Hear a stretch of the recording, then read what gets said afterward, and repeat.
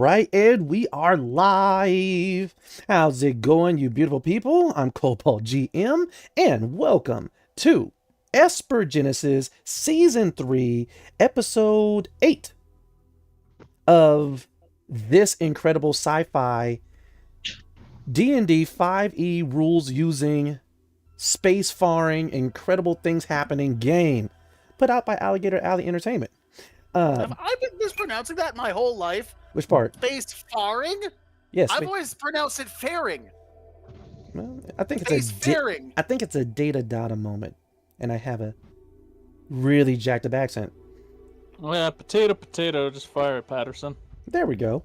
All right, but let's get started by introducing our players. We have the beautiful Dark Lovely. Hello.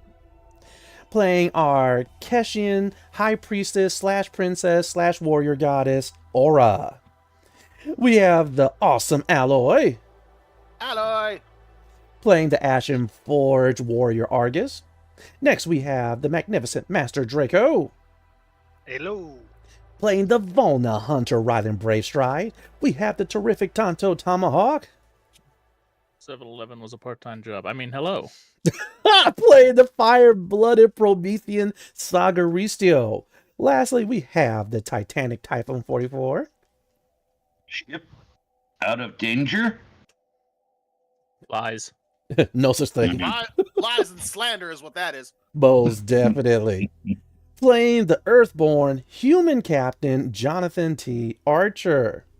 Also, got to give a special shout out to Steve, Felicia, Nicole, Justin, Riley, James Nash, Matt Click, the team at Absolute Tabletop, Esper Genesis 5e RPG Facebook group, Old Dudes D&D, RGB RPG, Roll20 Dad, Aaron Cameron, Baylor McCracken, Dave Rosser Jr., and Aiden. Please engage the like button if you are one of those people, and especially hit that like button if you're not. Share this video around, and with that, we are going to have the incredible Dark Lovely, also known as Princess Aura, grace us with an incredible recap of episode 7. Take it away. So if you feel like you're listening to a dementia patient, it's because you are. So let's go. We landed at the space station, and let's see. We identified that there was a second void drake that was like floating in the atmosphere, like nearby. I think It was attached. It was just like. Oh, it was attached? Yeah, everyone thinks it's a regular spaceship that's just docked, but you guys know the truth. Yeah. Go ahead. So there's a second void drake, and Cynthia's just like, hey, yo, what up? And then we ended up being welcomed to the space station by a sketchy Kesh guy who asked me to go talk to a guy in a bar. Mm-hmm. And then we went to said bar because that's also where the contact that Archer needed to talk to was. And then it's unclear if it was like assassins or if we just said the wrong thing, but we were attacked in the bar, right? Yeah. Oh yeah. At the Eclipse nightclub. Go ahead. Yeah, so then the owner of the bar was just like, WTF, and then Princess Aura ended up teleporting away back to the docks with the guy that she wanted to talk to, that the space security guy talked about, and then I ended up having to fight him and a bunch of other dudes. And I had a wannabe badass moment, but I got knocked on my ass while the rest of the party cleaned up back at the bar. And then they ended up coming to the docks and saving me, but that all took place after I watched the guy that I had been trying to talk to get shot through the neck. Yeah. After to be wary of the cult. and to talk to the owner of the bar, because the owner of the bar knows where the missing core stone is. Did I miss anything? You know what? You got all of the important key moments. All right, you're going to be starting off with 2 inspiration. Who wants to add in any details? Tana got drunk. Yeah, Tana got hella drunk. At the beginning, as the space station security head was talking with us, there was a cult member that did try to have an assassination attempt that my character caught and got blown up in the process, but it was worth it. Mm-hmm. So right now, I'm thinking there's 2 factions that we're dealing with, which is cult, and then the part of the reason why the assassination attempt happened in the bar actually wasn't to do with Aura as more as there was a consequence with Archer. Yes. Yep. Ooh. And a little side note, the parties ended up with a 3rd ship because, well, the guy that hired us is toast. Mm-hmm. Do we even have enough pilots for all these ships? Yeah. Oh, forget that I can fly. Are we just turning into a fleet? For Brick, you do pretty good. High Priestess Shadow. You'll be High Priestess. I'll move up to Admiral. There you go. Just please, no more personalities for me. No. No more personalities? Okay, hold on. Let me erase this. Hold on. No, that's You when funny. we start adding You more. funny. The ship says this. Okay. Thank you. All you're missing is a woman personality. Am I really missing it? I'm technically non-binary. Yeah, she can get you in touch with your feminine side. It'll be great. That's I a barely good even have a masculine suggestion. side. That's a good I want it to be suggestion. an old lady. I want it to be an old lady that talks in an English accent. Uh-huh. Hold up, old lady. We're not Okay. taking suggestions. Listen, a good GM listens to his Was players. that a Okay. Greyhound he threw you under? Okay. I got hit by at least 3 axles at this point. So, No, it's one of those concert buses, and it wasn't just one; it was one after the other. all right, Aura and Brave Stride are going to be started off with 2 inspiration. Does anyone this, else psychosis want to train? add anything else? What, Tana getting drunk wasn't enough for inspiration? Fine, either way. Well, do you got anything else to add? I tried to get drunk. It didn't work. Mhm. You were Never works. able to get a tablet. Oh, yeah, that's right. I did pick up a tablet after killing one of the shadow things. I completely forgot about that. As is tradition, the meathead forgot about something. Okay. So, We did learn a little bit more about Racy, Sagaricio, where he grew up and was born from. Apparently, it's not doing very well in terms of it's a similar situation what happened on Pelavara. mm-hmm. So, Most which definitely. would indicate why they are desperate for him to come home rather than doing business in a cup. It's probably more than just business in a cup. It probably is. I'm glad you brought that up. All right, almost everyone's starting off with 2 inspiration. Archer, did you want to add anything? No, I think they got it. Okay. And so with that, we are going to go ahead and get started with tonight's session. Players, once again, cast your minds from where you currently are across the sea of stars all the way to another space station orbiting another pleasure planet, the space station of Pale Tavaria. Outside, along its rings, inside of the hangars, the astral horizon, and the basilisk are currently peacefully docked. While on the outskirts, beyond Pale Tavaria's sensor range, is the biological spaceship, the Void Drake, Kynthia. Currently sleeping, resting, yet still connected to her human-sized form by the same name that's currently with all of you aboard the Astral Horizon. But also, in a different hangar, on the other side of the space station, is the very much advertised, sleek, new, next generation spaceship, the Hyperlance. While everyone believes that this is just another advertisement for another ship, similar to modern times where they're advertising yachts and super yachts, etc.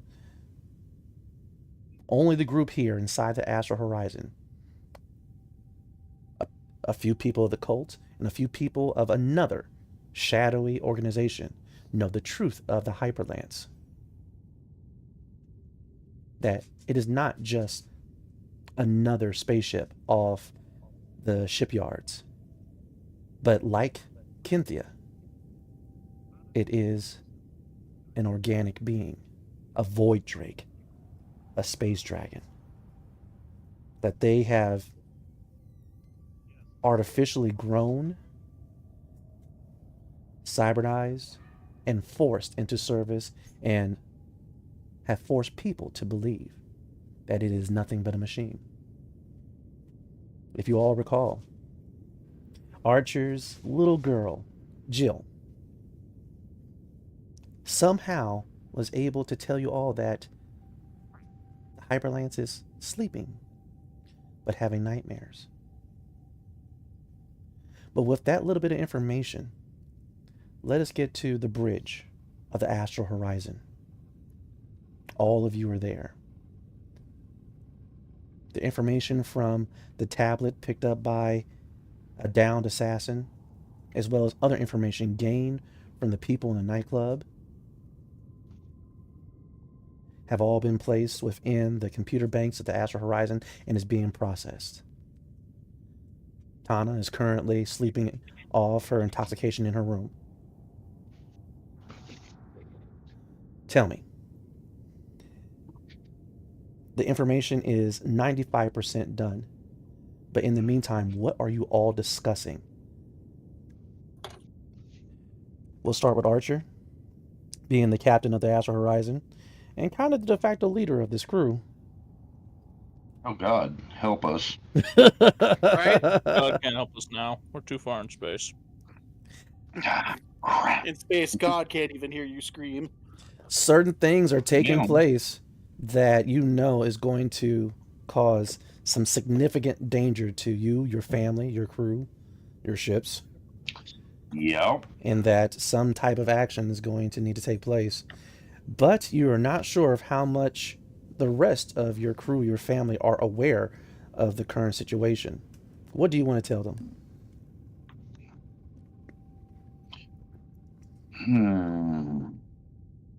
That's something I'm still thinking on while listening to the rest of the group and fiddling with what's his name's tablet. Leonero. Yeah, Leonero. There it is. No problem. So, as you're listening to everyone else talk and discuss, and you're looking at Leonero's tablet, of course, on the tablet are the effectively ownership rights and licensing for the Basilisk. He did leave it open so that someone else is able to put their name in and be a co-owner of the ship. Okay. Also inside is everyone's cubal, their money that they got paid for the retrieval and repair of the ship. Okay. All the cubal I will forward appropriately. Okay. As far as ownership of the ship, the Basilisk, listing myself in that role, and Argus as pilot and de facto captain. Ah. For crew, I'm reassigning Jackson. He'll need an engineer of some sort. And I know we'll be bouncing engineers around. Natana, I think, can fill that role pretty well. Yes. I mean, you know, if you don't mind it becoming a war crime ship. It'll be a glitter ship. Yeah, that's the parts that I'm worried about. The war crimes and glitter. Glittery war crimes. Not good. Glittery war crimes. I'm just picturing all the torpedoes have been turned into glitter bombs. Be gay, do crime. But I would say, though, Argus does have more control over Tana than anyone else does. Yeah. Right. Well, she is definitely going with you on the Basilisk. Jackson's there mainly for engineering specific. And a backup pilot should you need him. I've got Jill. Okay. Or Jane. Yeah. I understand what you mean. I was actually going to make a suggestion there for you, Captain. Hmm. I would go on Kintia as their de facto engineer. I'm more in tune with how bioships operate. Right. So, and I was figuring between Jane and I, we've been on the horizon long enough. There really isn't much we can't do with it. Might take us a little longer, but hey, we're good. So, yeah, your idea has merit. But once again, as I already previously stated, I do see where we're going to be bouncing crew around as needed. Mm-hmm.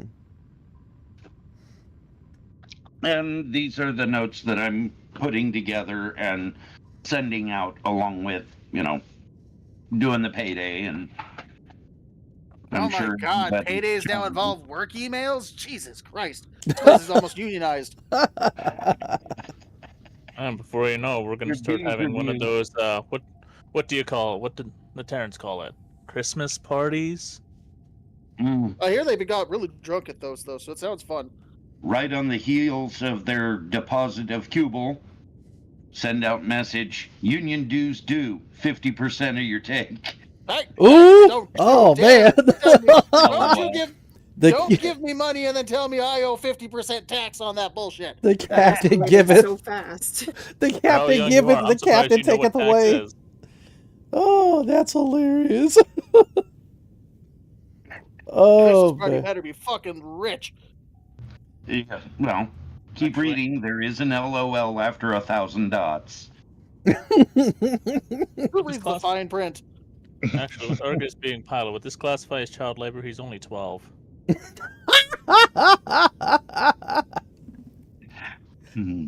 Oh, that's funny. That actually brings up a good point. I don't know customs. Well, I don't know the customs of the people that created Argus. Part of the reason ownership of this ship is staying with me outside of, hey, well, I'm the one that contracted the job.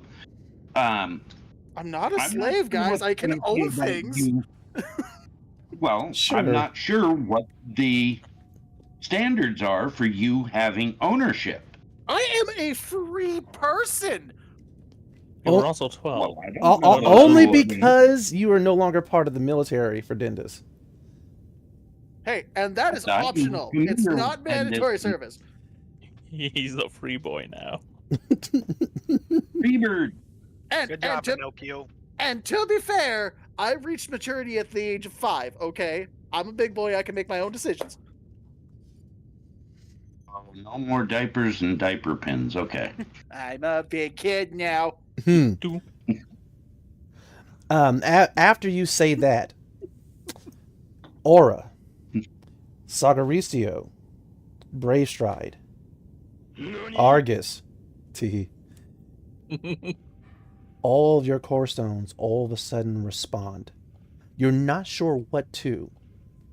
Just a flash of light and an awareness as if something they all are connected to was disturbed. And then they go quiet again. Did you guys feel that? I kind of tasted it. It's kind of still yelling in my head for something. Are you sure it's the stone and not the other thing? They have different voices. Jackson's like, I will never touch that staff again. Good. Smart choice. Baron is the other reason I'm sending Jackson with you. Put him closer to the staff. Come on, Dad. Right? You know, Jack's like, look, you don't even have to pay me. All right, if that's the case, well, come on, Dad. That thing was creepy. I'll gently nudge it closer to him. Hey. Don't have to touch it. You made the decision. And I regretted it, and I learned my lesson. Are you sure? He's more than willing to give you some hands-on experience. Hands-on. All right, and Jackson, the young, the teenage, about to be legal son of Captain Jonathan T. Archer, just looks at you, Argus, like, why? He likes you. We'll give him a wink. No. Oh, come on! You know, he tells me the things that he told you. Right. As you're teasing him, Aura, Ori, of course, holds your hand and she gives you that concerned look. You should always tell if something is kind of on your mind. While Remus, your Sentinel, is on your other side. He's doing that thing where he's gone to the point of exhaustion and he's asleep with his eyes open, but he never admits it.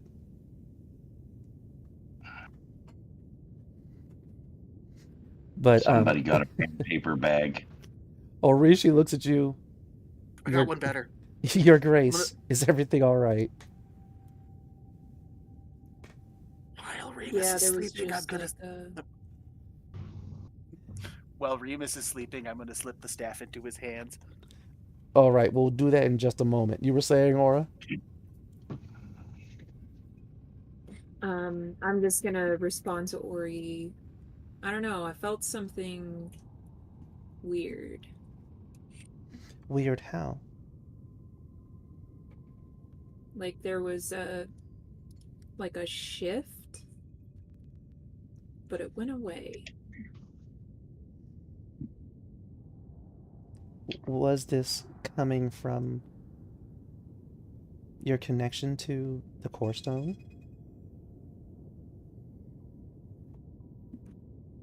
I don't think it was a connection to my Core Stone. I think it was a connection through my Core Stone.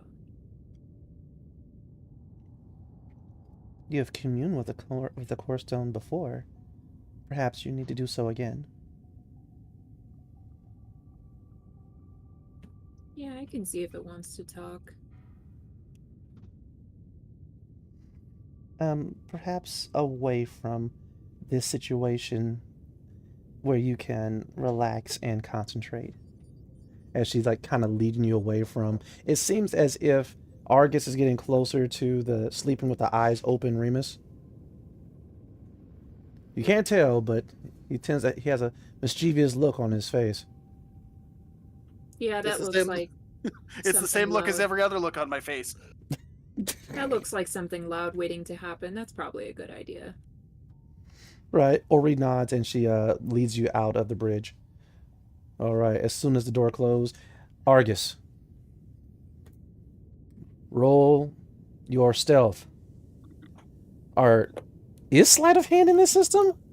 No, Yes. It's all stealth. No, there is sleight of hand because I've got a +6 in it. It's a dex base. Ah. So if you're trying to slip it into his hand, it will be sleight of hand. Excellent. I still have a +1 on it. Or do you want to have someone else try it? Fuck that. You think anyone else is going to willingly touch the stick now? You don't know until you ask. But if I ask, it gives away the surprise. Then go ahead and make your sleight of hand check to discreetly flip Final Wish. Your special... Nat 20. Of course. Lol. Of course. Let the roll be for shenanigans, and Avery is all on board for you.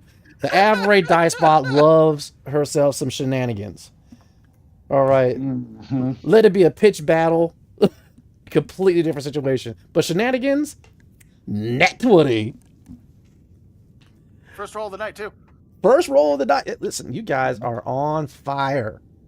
All right. Put it out! Put it out! All right, so while Remus, the Sentinel, is there, seemingly just staring you all down, the closer you get, the more you realize his heavy breathing is actually his version of snoring. You go ahead and manifest your Saurian weapon, Final Wish. A glaive possessing the consciousness of Telvin. Another Ashen Forge, who had never known love and thus, for some reason, has become extremely perverted.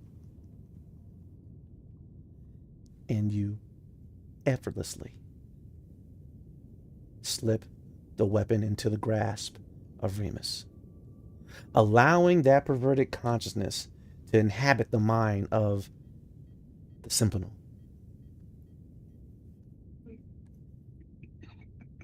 As soon as you do so, you back away. For some reason, the rest of the entire bridge goes quiet.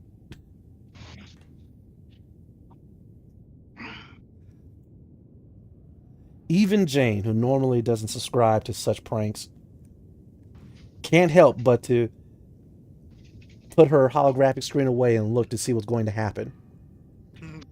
But Jane looks over towards you, Archer, like, I can't believe you allowed this. I'm pushing my face a little closer to the tablet and stifling my laugh. Roll your deception! Okay. They're trying to act normal.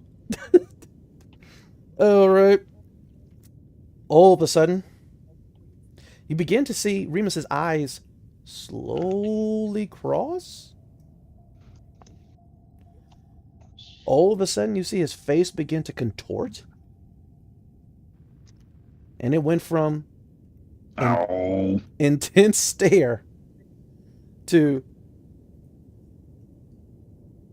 shock,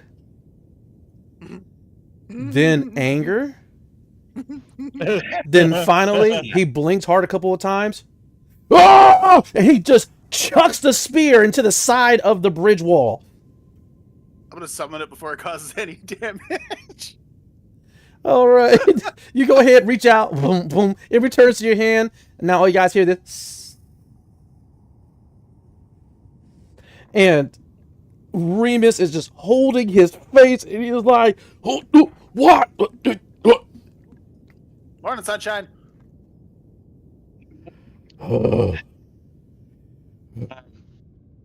Avery's definitely in for shenanigans. You told me to roll my deception. Uh-huh. And so immediately Remus looks around with his hands, and he has his hands like he wants to strangle someone. He looks at you, Archer. You look completely wrapped up in what you're doing, like you had no idea what's happening. And then there's the morning sunshine from Argus, and he's like, you. Run away. And he is chasing. I need you. It'll be oppose athletics. All right. As he's yelling, how dare you defile my mind? Come here, you little shit.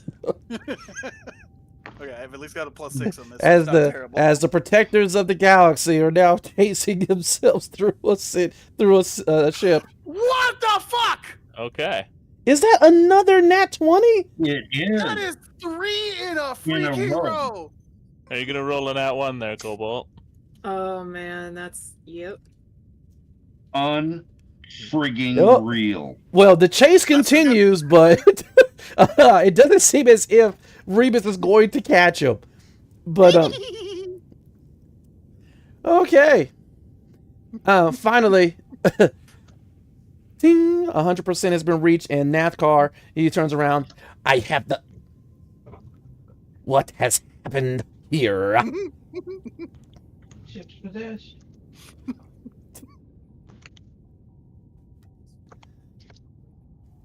Okay. So, do you want to know what all this information has to do with everything else?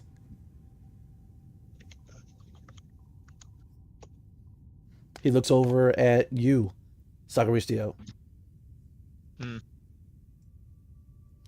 Fine, then. He goes ahead, just tosses his tablet down. I quit. Hey, he just stomps on out.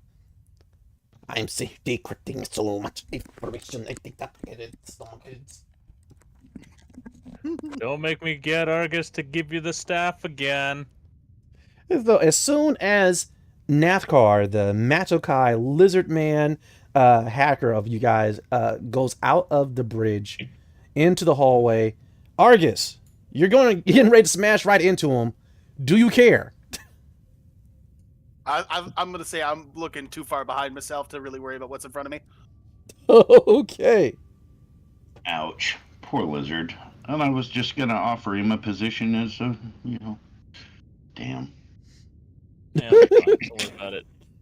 All right. Go ahead and roll your melee damage as you smash into the lizard. Just like my unarmed melee damage? Yeah. Okay. Unless you're trying to stab him with your glaive. I don't know. Well, that's not the intent. Okay, first of all, that stick has hurt him enough. It has hurt a lot of people enough. Also, some people do you care about falling down with him, or do you just want to smash into him and then continue running?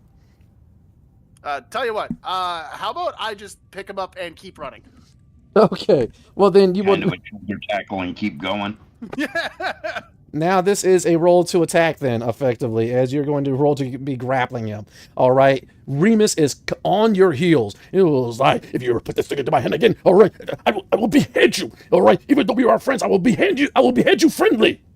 That's 21 for the tackle. And you pick him up and you are carrying him along with you. Put me down. No, touch me. No, touchy. If I put you down, one of us is going to die, and it's probably not me. He looks back and he sees Remus full of rage. I will kill you both. Must go faster. Must go faster. This is hard racing. All right. And they continue their laps around the astral horizon. All right. Now I do need you to make a reflex saving throw as you're getting ready to smash into Alfred 3020, an android you guys picked up on the Basilisk ship. Do you mean dexterity? Yes, dexterity save. So many systems, so little time. I know, and like the worst part is there are 5th editions that do have reflex, fortitude, and will, like the traditional ones. Yeah, I know. Oh man. All right, well, this is where my luck runs out. Told you. This is Entirely. all right. Please go ahead and roll your melee damage with an additional +2 for the weight of Nathkar. It's D4 for my unarmed, right? Yes. Okay, too terrible. Okay, good. Minimum damage, 6 damage. All right. And so with that, you smash into Alfred 3020, the advanced android that you picked up on the Basilisk. He flies over into the wall. You begin to stumble and fall over. All right, Nathkar, like, we're going down. Mayday. Mayday. All right. But as you tumble to the ground, as you fall prone, as you drop Nathkar and he bounces along the corridor. Tuck and roll. Keep going. That's going to be acrobatics DC 15. All right. If you fail, then Remus will pounce onto you. Okay, well. He's already ran up the side of the corridor, come off the top rope. He's in midair. 15? Exactly 15. Remus slams onto the floor face first as you roll to your feet and hit the corner. I'm going to find a door and lock it as soon as I get some distance on him. Princess, call your pet back, please. Alrighty. Can we destroy the ship, please? Back on the bridge, Brave Stride, Cynthia in her Promethean form with the strangely dragon-like wings. She just kind of looks over to you and she goes, do you think Argus caught him? I mean, you think Remus caught him? Yeah, 50-50. Mm. This is normal. Well, I'm glad they're running around inside here and not me. Yeah. Well, I do gotta talk to Aura real quick. As in without me? No, you can come. You can do whatever you want. I speak freely with everyone. No reason to hide. The moment I trust you, you get my full trust, even though I'm slow to trust people. You weren't too slow with her. Well, I've known her since she was a Drake. Thank you. And we fought a nice battle together. she's like, yes, we did. Those She's space also literally been carrying her weight for like the last 2 seasons, so. And she goes, remember that loop-de-loop that you pulled and we took out those space fighters? Yeah. Good times. All right, well, let's go. So I'm gonna make my way to Aura. As soon as you leave the bridge, there's a flash of green energy and Umbra appears. And she gives you that look, and you just are able to hear her say, "Where's the gumbo?" Probably some leftovers in the fridge. There's no leftovers, I checked. You just got here. How'd you check? The fridge is broken. All right, there's no gumbo in it. You're lying. No, I'm a phase beast, not a lion. I always make extra for emergencies. Well, where do you keep it? And why is it sealed so I can't smell it? It's in the fridge. And It is not in the fridge. All right. I knocked the fridge over. I tore into it. I You pulled just got everything out. You just got here. How did you do that in that, like, 2 milliseconds? So with that, Let me talk to Aura. I'll cook for you in a second. And so with that, now she's just constantly following you behind. Like every time you like partially stop or slow down, her head kind of nudges against your leg. But Give her a little couple pets every time she does it. as you're heading towards where Aura is, Aura, you've made it back to your room with Ori. You're trying to meditate. Bless you. Thank you. You're trying to meditate and get in tune with the core stone. As you're concentrating, as you're calming yourself, as you are connecting. In the hallway outside, you hear dun dun dun dun dun dun dun dun. Dun dun dun dun dun dun dun dun. Let's go faster. Dun dun dun dun dun dun dun. Dun dun dun dun dun dun dun dun.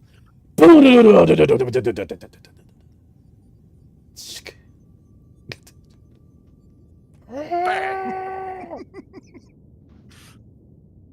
All right. Either way, go ahead and give me a wisdom test. -2 for the distraction. There's no point in me in the room trying to get some quiet. With this motley crew, good luck. Most definitely. All right. But yes, you go ahead and, despite all the distractions, you do your best to go ahead and get into that mind space. And as you open your eyes, you do find yourself in the realm between realms. The blue feminine figure of the Azure Core Stone is across from you, perfectly mimicking your movements, almost as if it was a mirror. What do you say to the consciousness of the Azure Core Stone? Can we pinpoint the source of that disruption earlier? With that, she nods, floats over to your side and wraps her arm around you and points. The current system you are in all of a sudden pulls away as if you were zooming out. And another system not too far in the distance pulsates a ring of black energy before the consciousness of the Azure Core Stone reaches out and allows your mind to zoom in. This system, these planets, once barren, most lifeless rocks, have now been colonized. Seeing the perfection of the people, the various colored hairs, the society, it all screams Prometheans. And on a very specific planet, another pulse, another ring of black energy pulsates.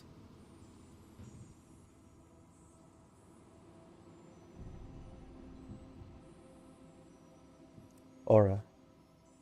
All of a sudden, a soft hand gently grabs yours. You can't help but to look down and you see it's Jill. She looks up and she just says, "Hi." Is this happening physically or like spiritually / mentally? Spiritually / mentally. You are still floating in the realm between realms, looking effectively forward at the Silrain arc, at the currently known universe.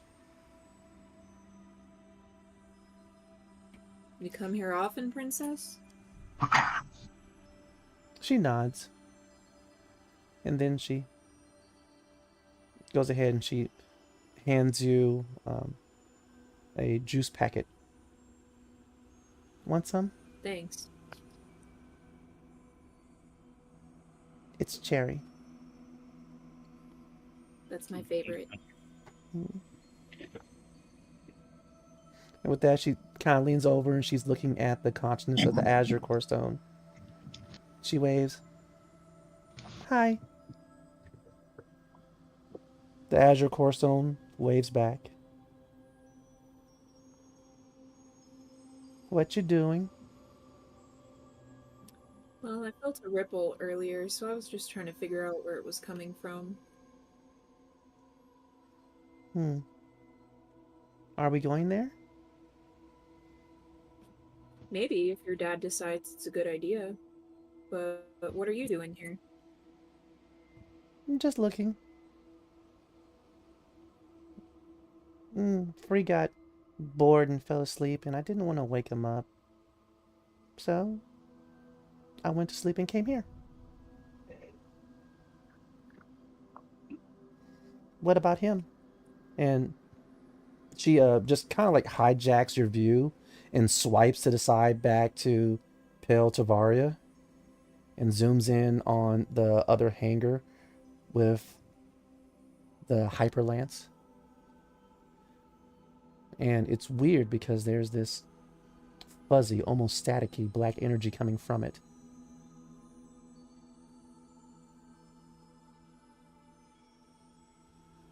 Are we going to do anything about him?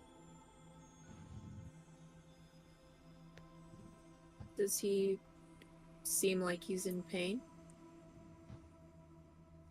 And with that, Jill just kind of like puts her hands out and zooms in a bit more. And that's when you're kind of able to see these chains surrounding it, seemingly made of spiky static. But through the eyes of Jill, there's also red Z's coming from the front of the ship.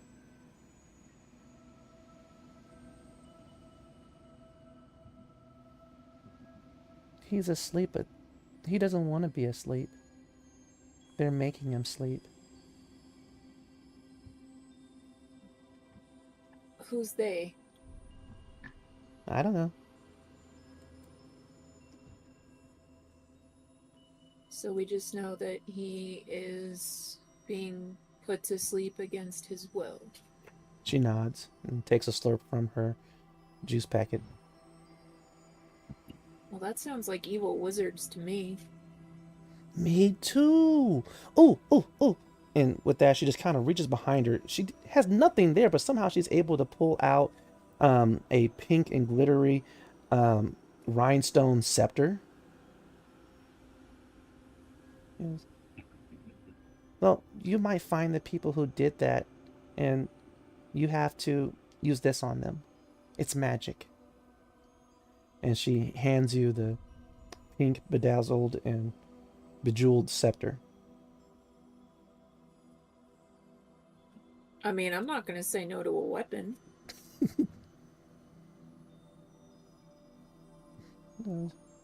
Okay. Do you promise to use that on the bad wizards?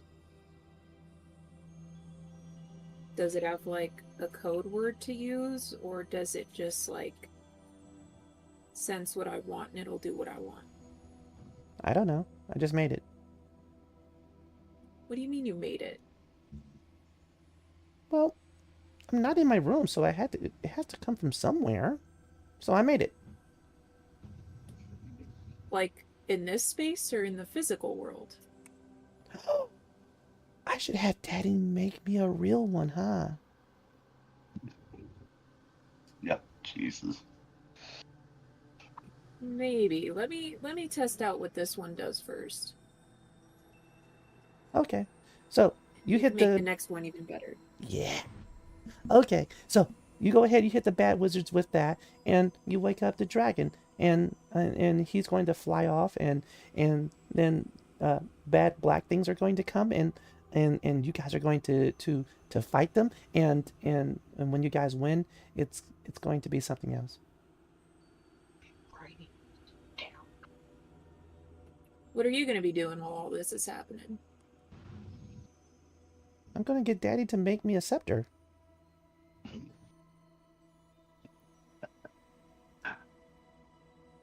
Okay, then. Mm-hmm. Ooh. Free's waking up. All right. Okay, I'm going to go, because when he wakes up, he farts, and I don't want to smell it. Bye! Bye! And she just kind of whoops out. Man, that child is so delightfully weird. And the consciousness of the Azure Core Stone is looking at the scepter in your hands.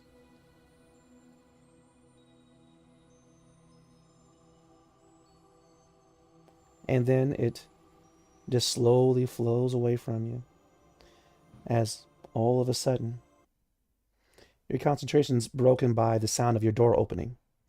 Brave Stride, you have made it to Princess Aura's room.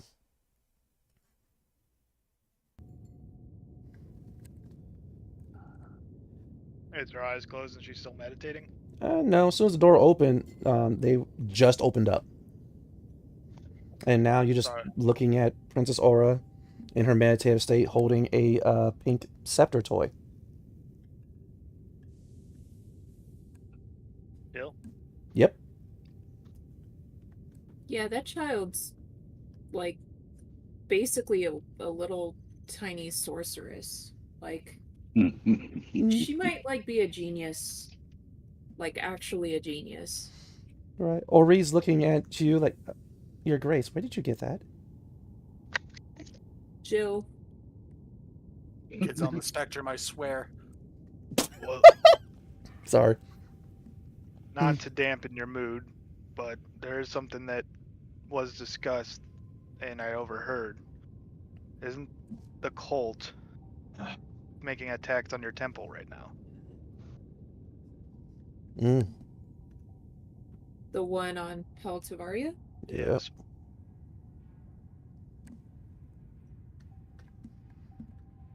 It's true. Well, that's bullshit. I would think that with your position of power, that it might be better to well, this situation was more forced than what we have to offer. Also, higher probability of capturing them to know what their next moves would be ideal. However, they seem to strap explosives to themselves, and I have no way to EMP each one of them. Do you think they have anything to do with the sleeping Void Drake ship? I think everything is connected at this point. I'm gonna look at my little scepter and kind of just nod a little bit and be like, alright, we gotta go murder some wizards. But there's one thing that I will say. My Void Drake is a Promethean. I'm going to assume that that Void Drake is a Promethean. Well, that's also convenient because the Black Core Stone is on a planet inhabited by Prometheans. Maybe it's something we should take to Sagaricio. Yeah, his insight could be helpful. But what are we going to do about this cult? I have duties to your people as to my own, so I'm probably sounding a little bit like Remus here. I might be able to consult with the Triumvirate about a lead for the cult. In the meantime, now that we sort of know where the Core Stone is, I think right now we need to just focus on getting more information about the cult itself and where it operates. And well, they seem to be a step ahead of us every time we've come around a corner now. Well, only because this is their home turf. But imagine if the cult has the possibility of ownership of that ship. It's not a possibility, they do own that ship. Oh. Fantastic. It's just a question of what are they going to use it for. Well, someone has to be backing them. That's a lot of armor on a lot of Drake. Maybe Sagaricio could give us some insight to where some of that came from and maybe who might be working with them. Someone's going to talk at some point, and if they won't talk, I can rip it from their minds by force. Just make sure you're at a distance. They like to blow up. That was one... Oh, yeah. Sorry, I thought you were talking about when I made someone's head explode. I was like, that was one time. Was it? Wait, though? you made someone blow up? Well, their brain. Oh, did he not see that? It did I was happen. on another. Go ahead. I was piloting my own ship. I was busy. I ain't got time to look at the cockpits of enemy fighters. Alrighty. So, Aura, Brave Stride, what are you two going to do? I guess we're going to our Sagaricio now. Sounds good. And we'll get there in just a moment. Archer, Yeah. you had summoned Alfred 3020 to the bridge. By the time he has arrived, he's a little bit more dented up than he was when you last saw him. Let me guess, you got caught in the kiddies playing. Yes. I've Yes, seen grown ones are kids too. Oh. K-I-D... I understand now. You summoned me, Captain. Yeah. Got some news I need to share with you. Is it bad news? Well, let's put it this way. Leo's no more. You're with me now. What happened to Leo? Where did he go? We're going to figure out exactly what happened, but where he went is the world beyond. He's dead. Oh no. Leonero has Yes. ceased functioning. Yep. I like that fat bag There of are flesh. some other things, though. You're still in the registry shown as his. Okay? Okay. Who do I belong to now? Me. Well, But I need you to do me a favor and keep that under wraps. I will tell no one. Did he ever allow you access Mhm. to where this would take you? And I lift my eye patch. All right, you lift your eye patch. Your eye flashes red. Both of his flash red, as if there's a type of connection between the two. And then finally, he lowers his head. Oh, Captain Archer, you have been disconnected. Yep. Can you still connect on his accounts? He has been I disconnected need as well. information. You've been disconnected as well? No, I still have my connection, but Leonero and your connection has been disconnected. I need to be able to understand why. And more than just the official, what they sent to me, because it's a crock of shit. Accessing.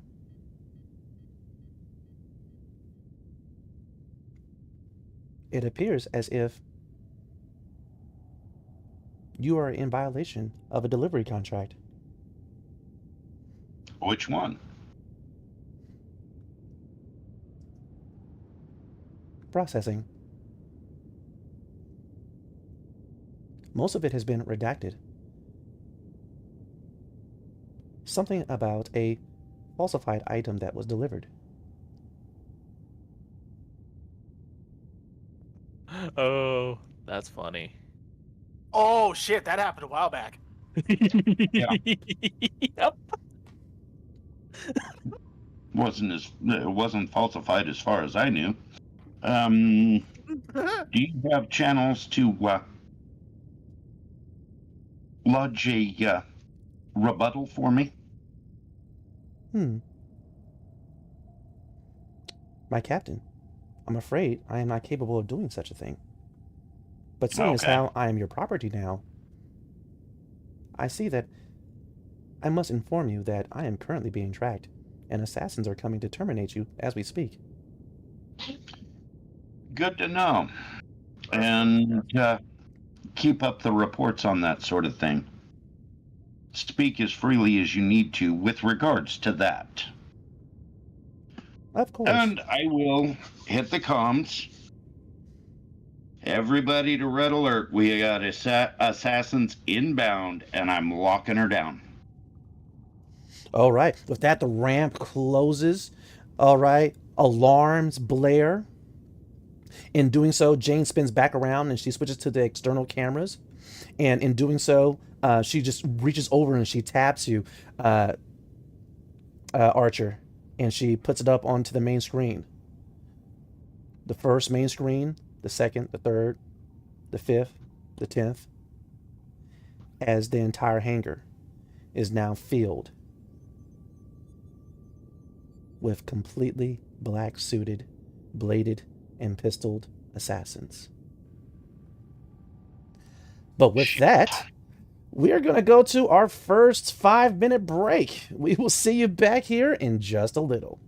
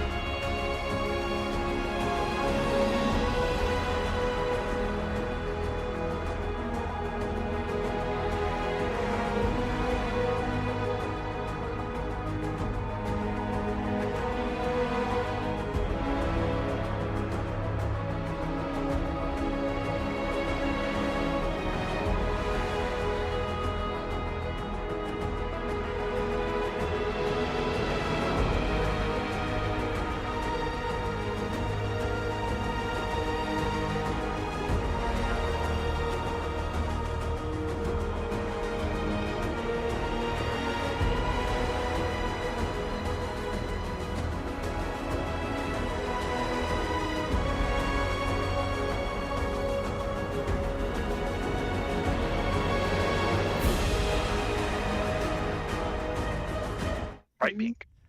All right, we are back from break and talking about birthday shotguns, but that's a different topic. That's going to be in our after session that I'm going to be posting one of these days. But in the current situation, we have the crew of everything, Cynthia, the Basilisk, and more importantly, the Astral Horizon, aboard the Astral Horizon, realizing from Alpha 3020, their advanced android that is still connected to a very shadowy network, that assassins are now surrounding the Astral Horizon.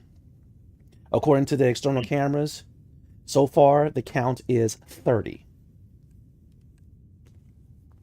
Alarms are blaring. All of you guys hear it. Captain Archer, what do you tell your crew? First off, I need to know, everybody's still aboard the Horizon. Yes. Correct? Yes. Okay.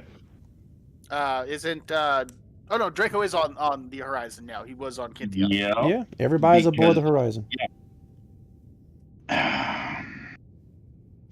Raylan needs you to do us all a favor, buddy. We got 2 ships and everybody's over on this one.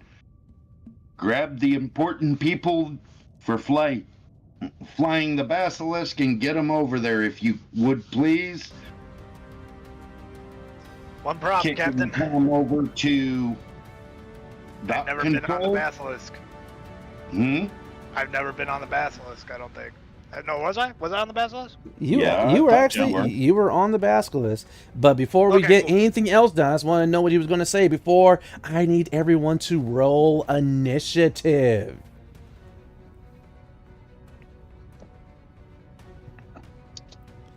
Go ahead, roll those dice. Let's go ahead and make this somewhat organized.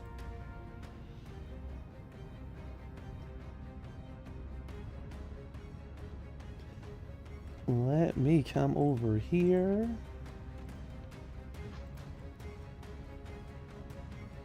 Alrighty.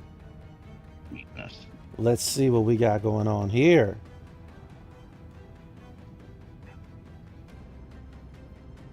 All right. Looks like the captain is going first.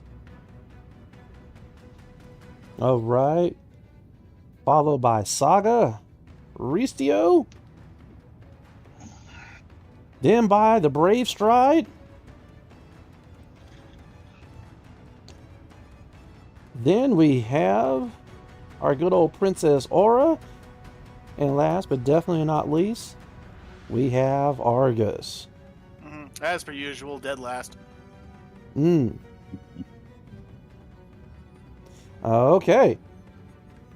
Captain, you have the initiative.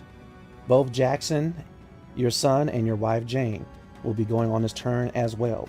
She gets ready to receive orders as she is bringing up all of the video footage of the external of the Astral Horizon and the locations of these assassins.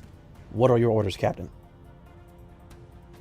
Weapon systems online. All right. Shoot with that. Targeting. Activate the turrets.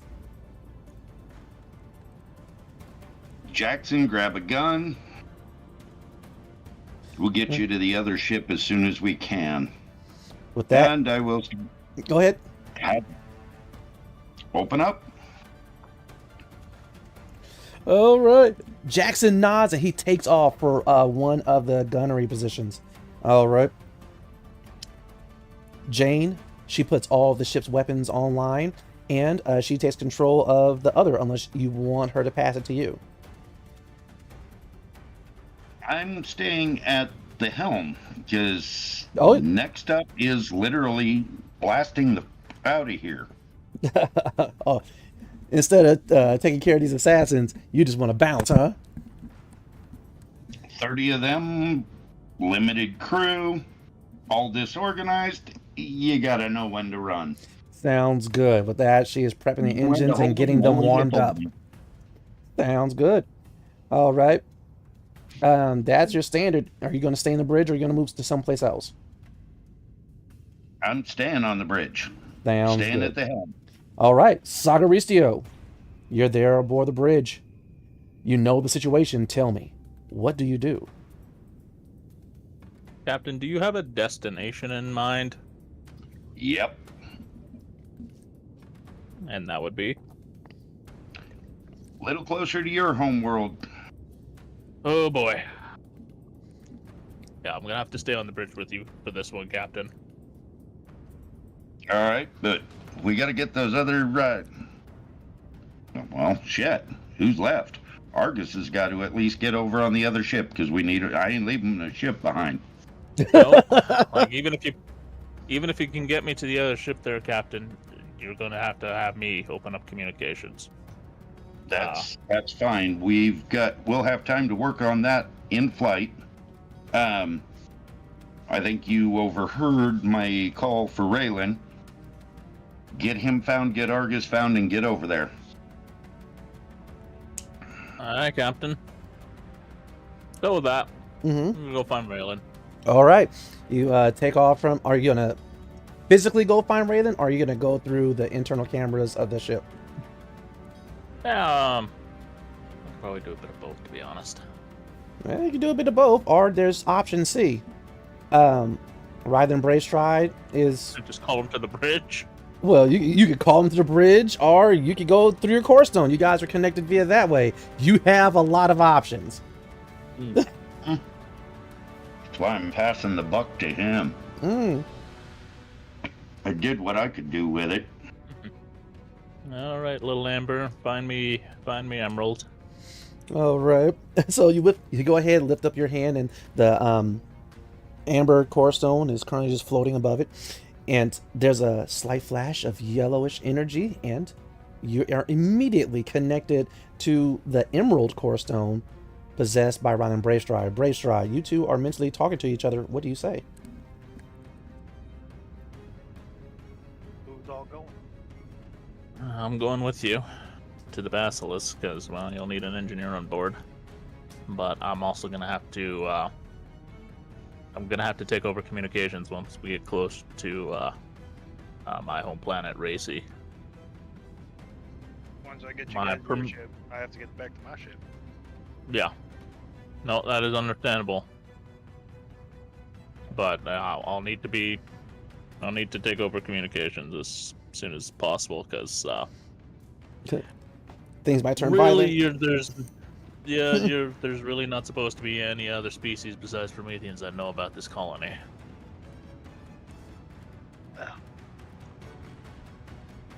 Can't metagame, damn it. It's all There's a right. shit show, or there's a shit show, so let's just pick the better one. Well, we'll do what we can. So, All right. I'm en route. Am I pretty practiced at this teleport stuff now, Cole? To places you have been to / familiar with, somewhat. Yeah. Could I like just connect the Stone of Argus and Sagaricio and mine and just kind of teleport us from our locations we're at now to that ship? To the Basilisk? Okay, seeing as how you've only been there once, you're not intimately familiar, can you? Yes. Will it be successful? The dice will let us know. Okay. So should I use my channeling modifier? No, this will actually just be a straight intelligence check. The only reason it's not channeling is because stuff that you're actually able to channel is stuff that you're practiced with. This, not so much.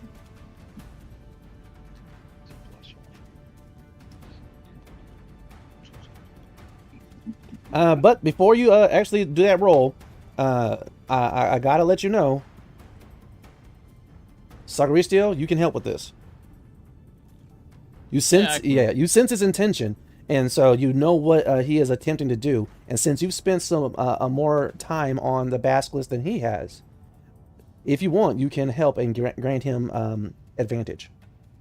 I could totally do that. Oh, there you go. All right, Brace Try, go ahead and roll with advantage. 18. The amber core stone flashes gold. The emerald core stone flash is green. And I'm taking Kenthia with me. Kenthia is able to come along with you. Well, Are you taking Umbra? Yep, Umbra, Cynthia, Argus, Saggy. Oh, everybody. Okay. Argus, do you allow the teleportation? Tell you what, I'm gonna amp it so that there's a little bit more juice going into the teleportation, so we do it faster. All right. If you're doing that, you're supplying the power of the Crimson Core Stone. The only thing that's going to happen that is any difference is if you want, you could take what's his face, Nathkar with you. Or I might need his scaly behind. He's already Fine. wiggling on your shoulder. You did go into the room of Tana, who is currently asleep with the leg hanging off of the bed, and Okay, fine, she's coming with me. all right. So you toss Nathkar off of you. All right, reach over. The red energy seeps from you to her. There's a flash of energy, and Brave Stride, Cynthia, Umbra, Sagaristio, Argus, and Tana. You guys are all aboard the Basilisk. Did I miss anyone?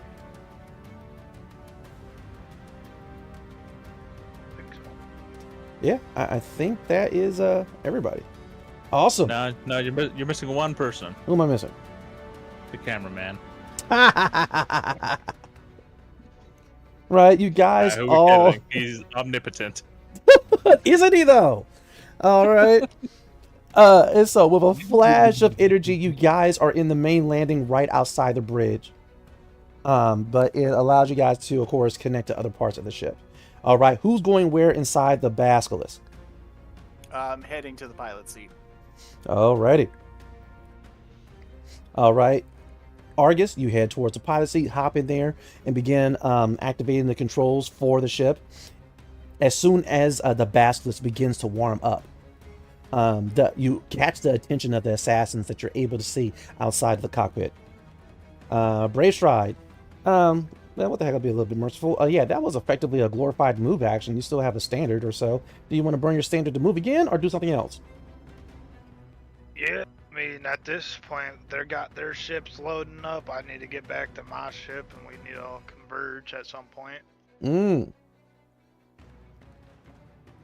Okay, so you're going to...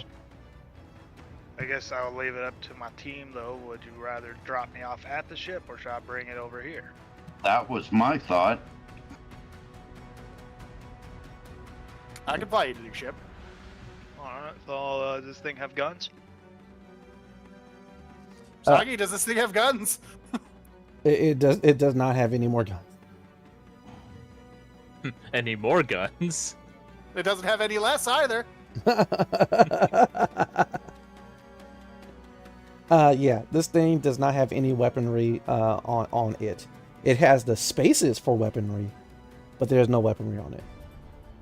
Guess I'll go We'll take stand that in later. the most open area and ask for the lights to be on at full brightness, just in case these fuckers aboard. That you give me some time to make some modifications. We're kind of surrounded by assassins. How much time do you need / want? But right now, I'm Depends on how much prepared little Amber for. needs. I'm gonna. What you do, what you guys gotta do. I'm just gonna get ready just in case you guys get aborted. Okay, so what does getting ready mean, Brave Stride? And then it's the assassin's turn. Probably somewhere out in like the middle of the ship that's roomy and where we can brighten the lights where they can't hide in the shadows. Sounds good. Where? Okay. With a shotgun. Where do you want Cynthia to be? By Argus. All right. And so you go ahead. You tell her that, and she's like, "Wait, no, I'm going with you." Can you fight in this form? Well, okay. Well, no, but I can do this, right? So she goes ahead and she just grabs your paws, and she concentrates for a moment, and she flashes, and she is Cynthia, the sniper, the crowd sniper rifle now. Yeah, that works for me. With that, the screen on it kind of flashes. I thought so. Now stop arguing with me and let's kill some things. So bloodthirsty. I love it. All right. So, with that, Umbra, your face beast is like, still didn't get that gumbo. Yeah, well, now you're gonna have to kill for it. Just hate working. Extra servings every time you get a kill. Open the doors. Let them in. With that, she goes until she teleports over towards the ramp, you know, where it's supposed to open. She like lowers her head, claws come out. Will murder for gumbo. Yes, that is her permanent sign. Okay, so that's gonna be your turn, Brave Stride. With that, it turns to the assassins. All right, quickly they are able to split into 2 groups of 15. The first group goes towards the Astral Horizon. The other group goes towards the Basilisk. All right, 5 remain outside. You guys do not know what's happening until Jane, because you have a crew, dagnabbit. Anyway, she's able to go towards the external visual monitor. She goes, Captain, look. And she puts up there, it seems 5 outside are placing charges on the outside of the Astral Horizon. You're going to be able to take off on your turn, Captain, but there's a few things happening before that.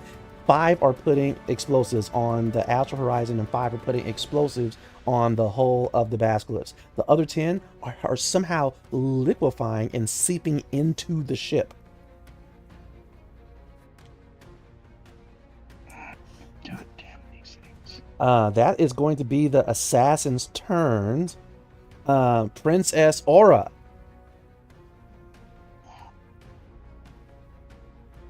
It is your turn. You get you do hear outside in the hallway of your room. Finally, the door slides open and it's Remus. Are you all right?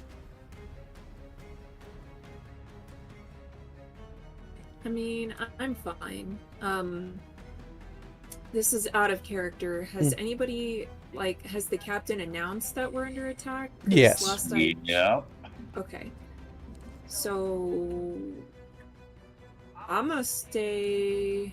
Well, actually, I'm probably gonna make my way to the bridge, so my move will probably be a movement action, and then getting a feel for exactly how many enemies I need to think about regarding the Astral Horizon. 15, you said, right? Most definitely. All right, taking your time and with your entourage of your Sentinel, the Sentinel Remus, as well as Ori, who whips out her blaster, you guys make your way towards the bridge. You do so effortlessly, but while you're walking, you're able to connect with the Azure Core Stone. And you know for certain, 5 on the outside, 10 are somehow swimming their way into the interior of the Astral Horizon. The door opens. Are they doing so Go ahead. in like a grouping, or are they like in like different parts of this ship? Different parts of the ship. Okay. Do you communicate that with the captain? Yeah. Okay. And so, with that knowledge, to know specifically where these things are is going to be a perception check.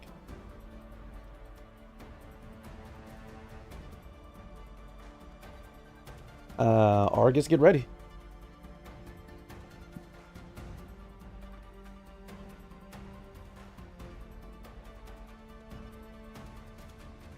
Oh, a 21. Nice. As soon as you get to the bridge and you're informing the captain of what's going on, you just take a moment to concentrate and your form is bathed in blue light. Excuse me. Quick question. Did you take the scepter with you?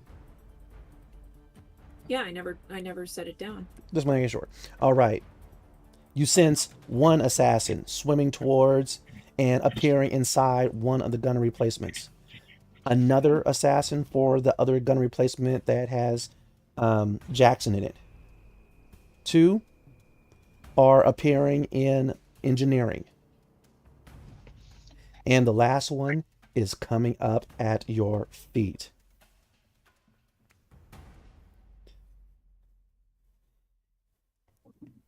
I'm As gonna go ahead. communicate all those positions with the team. Definitely. As you're doing so, as it's beginning to actually, this black stuff is somehow oozing through the creases in the floor plates. They begin to congeal and come together, and Remus is furiously stomping them out until finally there's a flash of light and he materializes his shield and his sword, and he's stomping and he's shield bashing and he's stomping and he's slashing it. Is doing nothing aside from just getting attached to him.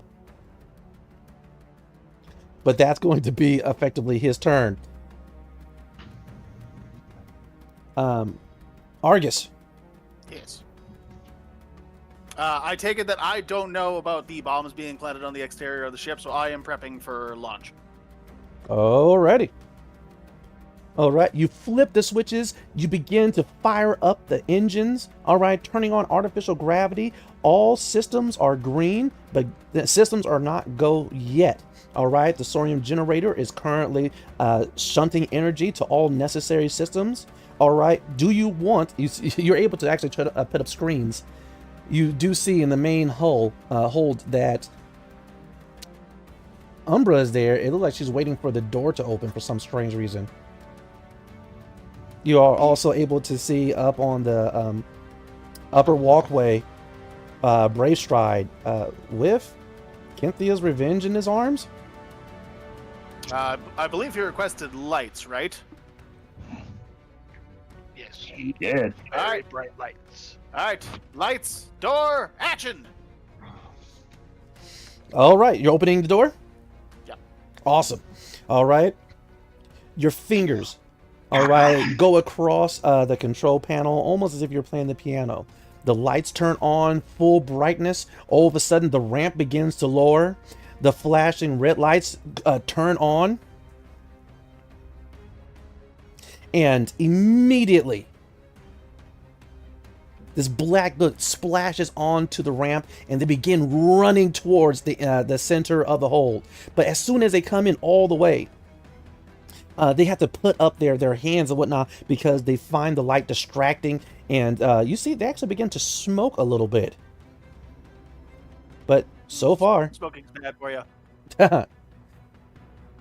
but so far, you do see 5 intruders coming into the ship via the ramp. Neat. What else would you like to attempt?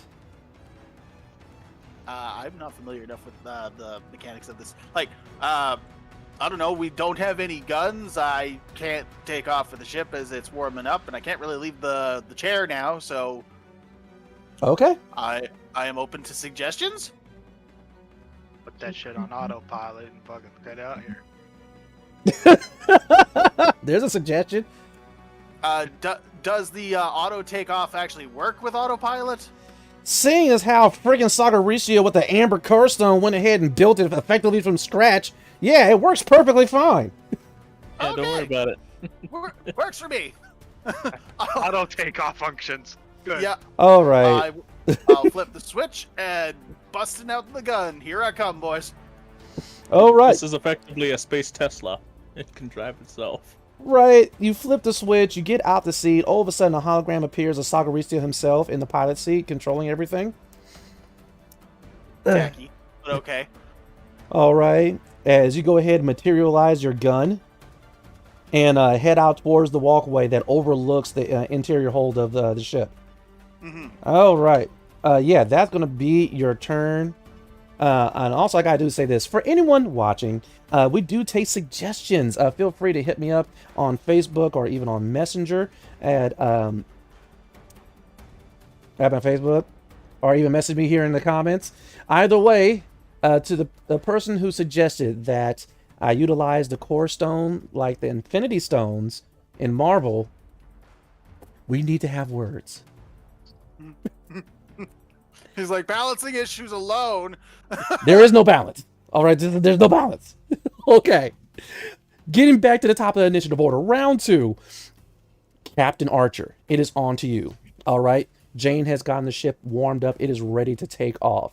You've yet to clear it with station security, of course. And the force field is still up, so you might be crashing the Astral Horizon directly into a effectively solid energy wall. Nope, because fingers already on the comm. Emergency clearance needed for departure station. I'm leaving whether you like it or not. And I will lift off and turn the ship towards the force field. Okay, go ahead and roll your intimidate. And so Could be some sort of advantage when they see the ship in motion. Well, we will see how this turns out. The ship goes ahead and takes off. The outside black assassins are like jumping and leaping on. Ah, Jesus Christ. All right, holding on for dear shadowy life. And what is this for your roll? Oh heavens! Some nastiness. Nat one. Finally, Hangar Control gets onto the comm. Excuse me, sir. All right, you have not been authorized to leave. If you do not disengage your engines and land now, we will be forced to engage our tractor beams. Do you comply?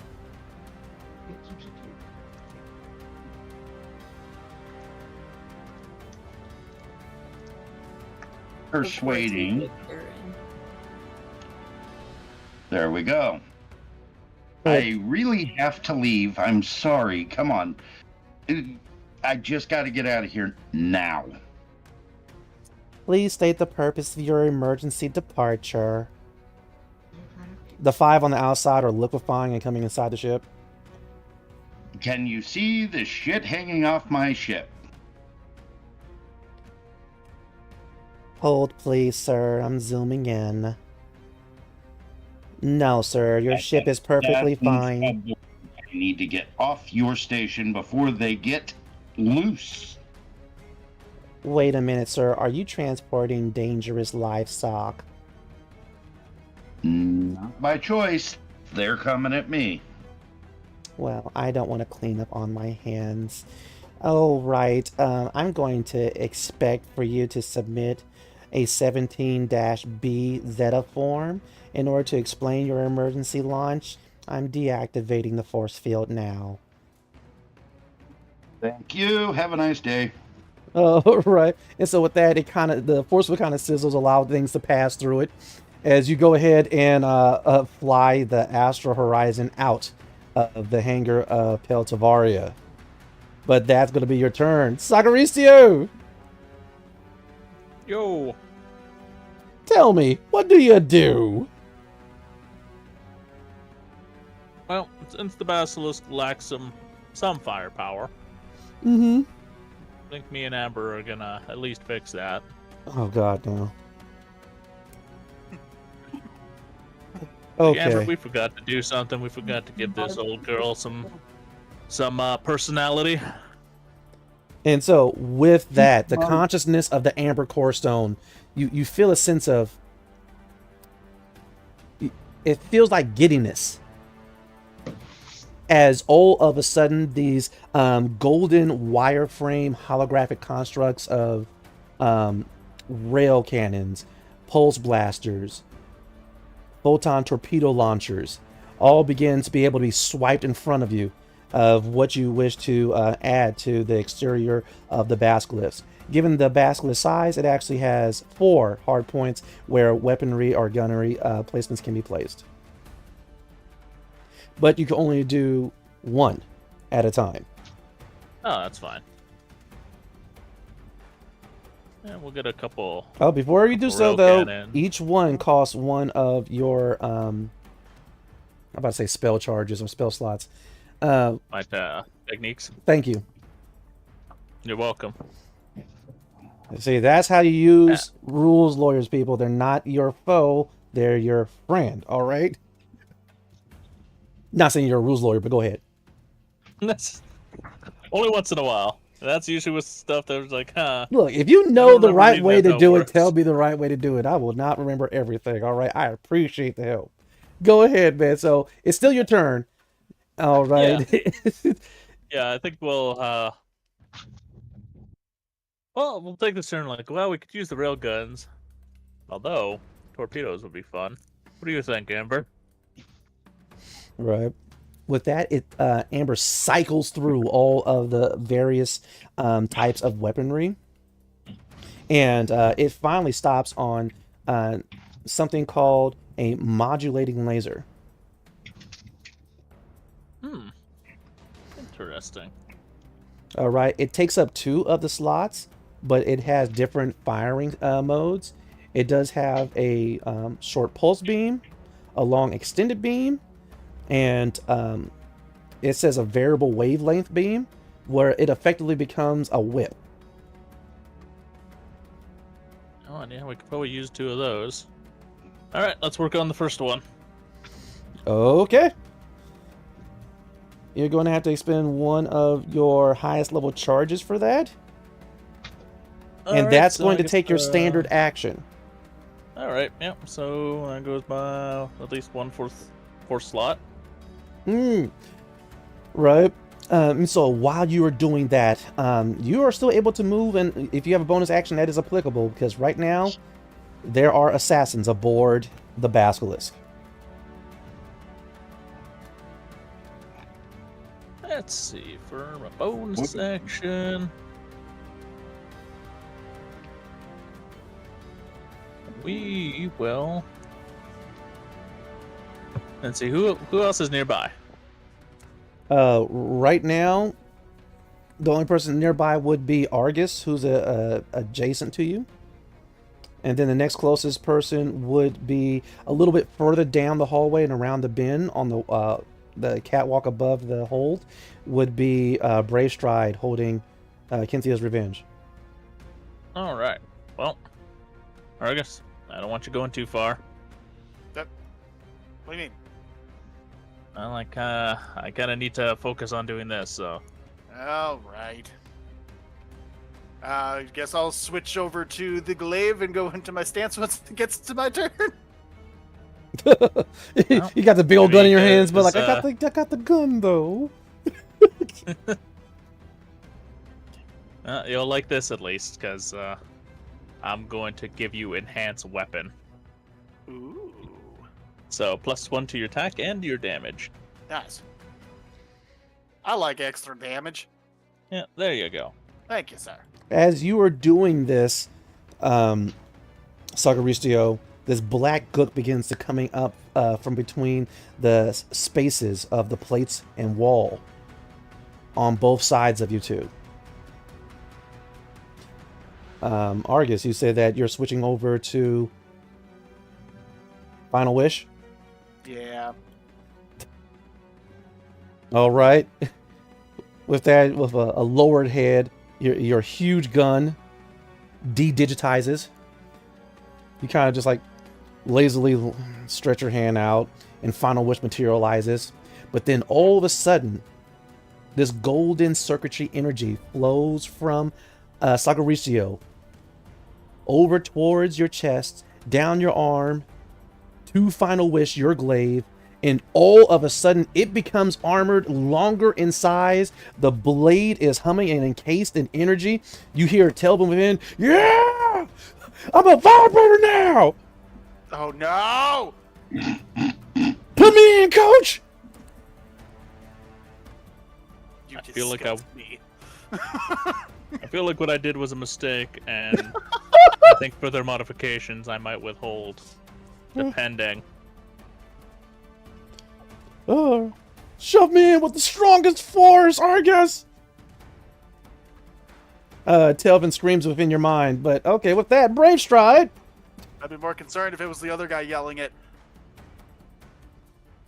So I'm gonna do my bonus action first and getting that bonus shield over me, the bonus health. Most definitely. You go ahead and you just kind of slightly wink, and your Azure Core Stone encases you in Emerald Energy. And now we're going to enjoy doing Brittle Shot because I have Cynthia's Revenge. Oh, crud. Okay. So, right now, they are marching up the ramp. There's one in the lead, and then there's 4 in 2 rows behind it. as they're making a beeline towards Umbra, who is just ready to throw down. But you're getting the first shot. Are you shooting the guy in the lead, or the one of the four behind him? It would be lead, and then my next two after that will be left and right, in the front, right behind him. Okay, so first shot going towards the first one. Go ahead and make your attack roll.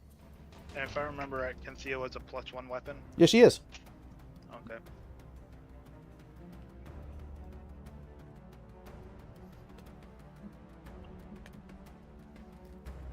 Woo! All right. 20 hits. Go ahead and roll that damage. Okay. She is. Especially with the bright lights turned on, because you guys are crafty little son of bees. All right. That has reduced their AC. 14, and it's the brittle thing. I don't remember how the brittle shot works. He never gave me the stats on that. I just know it really worked really well last time I used it. Most definitely. Long story short, it imposes. If you shoot against an inanimate object. Oh crap! I forgot about these things. All right, roll an additional D8.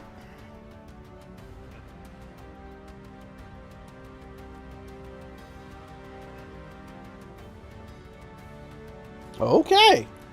And so with that, you shoot the first one, and immediately it freezes in place and then falls apart. This might be a little bit quicker than I had anticipated. All right. Are you doing anything else, Brave Stride? Yeah, I got 2 more shots because my extra attack, and if they're within 5 feet of my first target. Red bubbles. Gangbuster. All right, so with that, you go ahead and launch the first cryo round. It freezes the shadowy assassin, and it falls apart. You go ahead, eject that cryo round. All right, reacquire your target, pull the trigger, roll. 16. Roll damage. And another D8 on top of this. Yep. So effectively 3d8. You're still doing crowd shots, right? Yeah. Okay. Brittle shots, excuse me.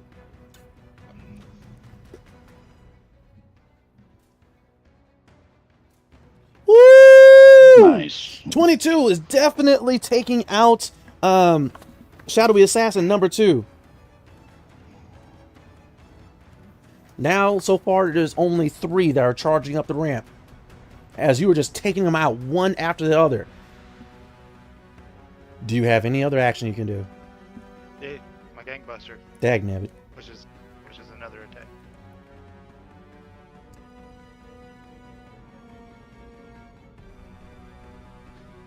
So, 16 on that. Alrighty. 16 is your attack roll for the next one? Yeah, it was 25 to hit, 16 on damage. Oh yeah, I've already removed it. Okay, so yeah, and I already used my bonus. Haven't used my movement. Oh, I'm sorry. That was 3 attacks total. I apologize. It came in like at the last second. Alrighty. Yeah, 3 altogether. Oh crap. So, yeah. Once was 5, now is 2. Epic. And I will use my movement to kind of position myself behind cover a little better. All right. There's a couple of containers still up on here on the catwalks that you're able to definitely go behind as you spin behind it and get ready for your next set of shots. We'll do things slightly different. Feel free to roll for Umbra. Umbra is going to use her chameleon skin. Ah. And so as these 5 that are now 2, all right, are coming up the ramp, eyes open from where that crowd shot was had come from, they look back to see Umbra now gone.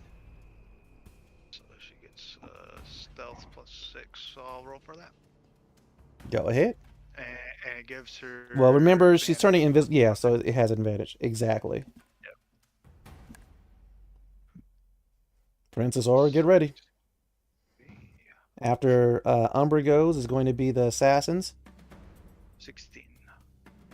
Ah, excellent. Yeah, they're not going to be spying on Umbra, giving you advantage to her attack. Okay. Is she attacking shadowy assassin 4 or 5? Though it doesn't really matter. You know what? We'll go 4. Okay. And so the assassins are looking for where did that phase beast go. She gets advantage. Their singular red mechanical eye in the center of their faces zooms in and out and dilates. 19 definitely hits. Yeah, I gotta go back to her thing real quick to see what her damage is. It is 1d6 plus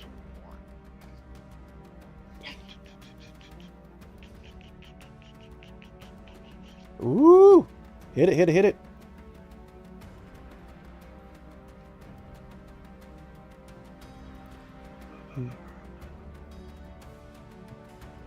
All right. Uh-huh. Boom. Thank you very much. And she comes out of nowhere with a swipe, slashing away shadowy substance and circuitry.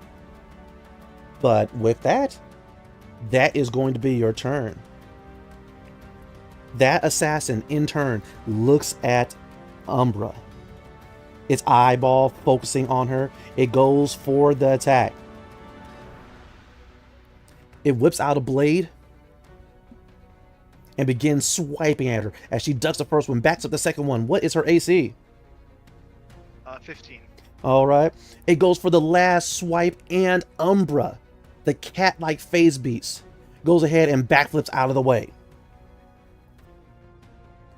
The last assassin all of a sudden liquefies. Number 5 liquefies, and all of a sudden it just splashes up onto the catwalk next to you.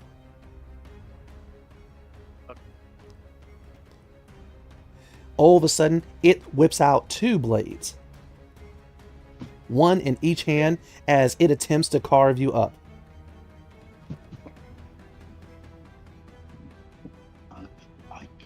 Let's see. Ah, wow. Well, you can't type in the... Rolled error. I rolled an error. Yes, I did, because I forgot to put in a single number. There we go. Well, creature hurts you with take. Yeah, I think 1 hit. Yeah, I think 19 is going to hit on one of them. With that, it goes ahead and manages to stain a little bit of your fur red. I hit my shield. Ah, yes, it did. I apologize. You have your emerald shield up, and so as it goes to shove its blade directly into your face, it's stopped by the emerald energy that's currently encircling you.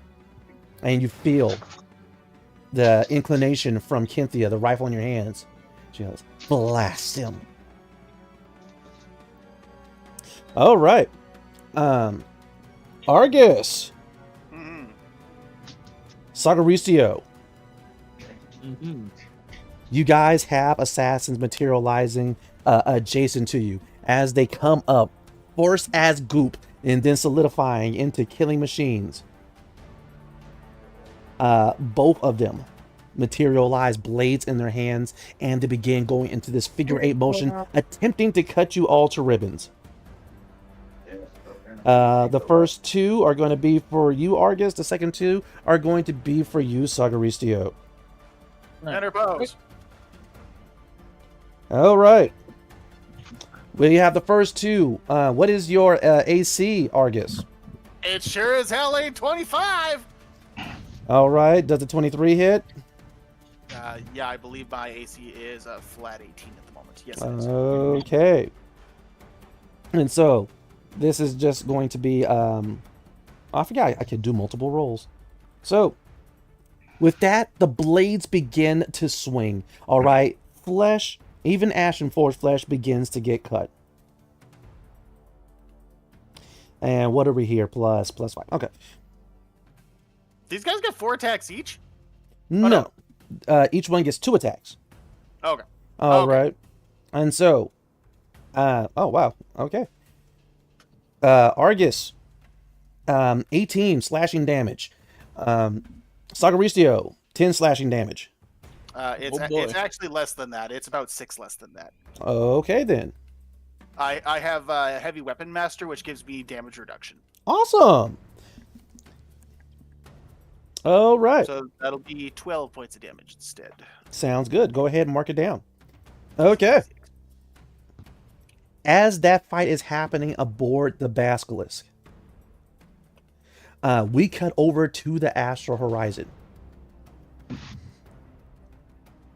Jackson, inside the gunnery station, is fighting for his life against...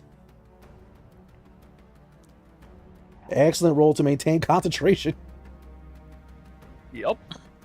All right, you do so. Huzzah. Jackson, aboard the Astral Horizon, is fighting for his life as he is attempting to keep one of the shadowy assassins from stabbing him. Several systems have gone offline due to various systems inside of the engineering room being damaged by the 2 assassins in there. The other gunnery unit has gone offline. Another assassin has still stayed in its liquefied form and is currently grappling with Remus. As he falls over to the side, all of a sudden, 5 more materialize onto the bridge, making it extremely crowded.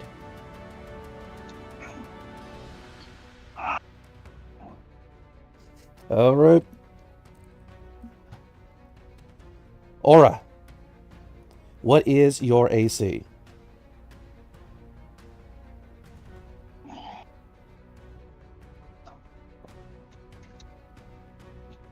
$14.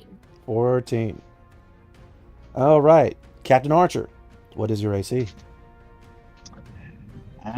14. 14 it is. All right. And so, these assassins go to work attempting to slaughter everyone. Another one gangs up onto Remus. One attacks Ori. Another attacks you, Aura, Archer, and even Jane. All right. Remus, given the time being, is taking damage. Ori, Aura, you two are fine. Archer, you're good. Jane has been hit.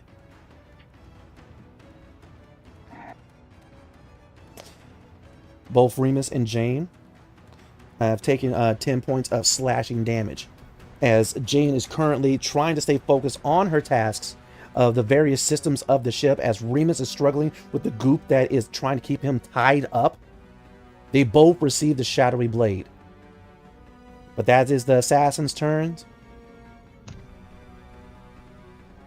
Princess Aura, it is on to you. What do you do? Currently, the only weapon you have on hand is your very pretty toy scepter. But it is your turn. What's happening? So, last I heard there was a puddle guy at my feet. There was, but it's no longer a puddle. It's currently wrapped around Remus. Okay, I rolled 21 for synaptic recoil on that motherfucker. Ooh, don't forget, there is one that's actively trying to kill you, though. So you have your own opponent. Remus has 2. Alright, then I'll go after the one that's actively targeting me. Sounds good. All right, synaptic recoil 21. Definitely. What does it do? Because whatever it is, it hit. So, you unleash a wave of psychic feedback upon one creature of your choice within range, racking it with terrible pain. The target must make a wisdom saving throw. That's what it On was. a failed save, it takes 3d6 psychic damage and must immediately use its reaction if available to move as far as its speed allows away from it. Ah.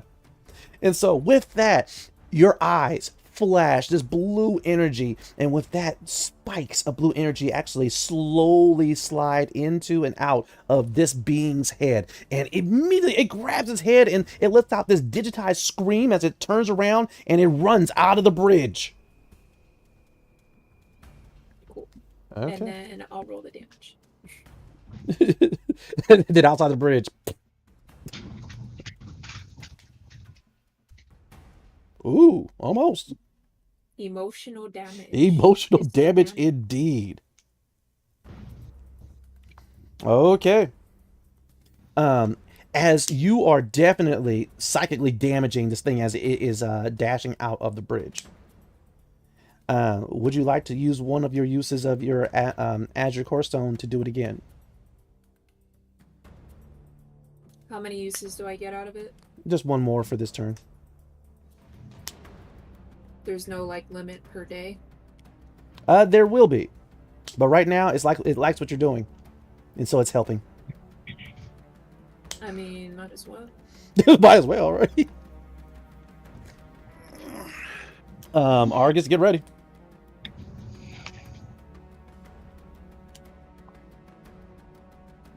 Okay, 11 is not going to do it this time, unless you wish to utilize one of your inspiration to reroll. Nah, that's not it. Alrighty. That was just extra. There you go. That's your standard. You still have a move and you have a bonus action if you have any that are applicable, or do you want to pass and we'll go to Argus?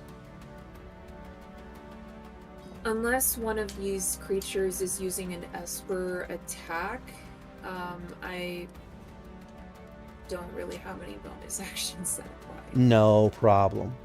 All right, sounds good. Argus. Right now, you are in melee combat with another one of these assassins.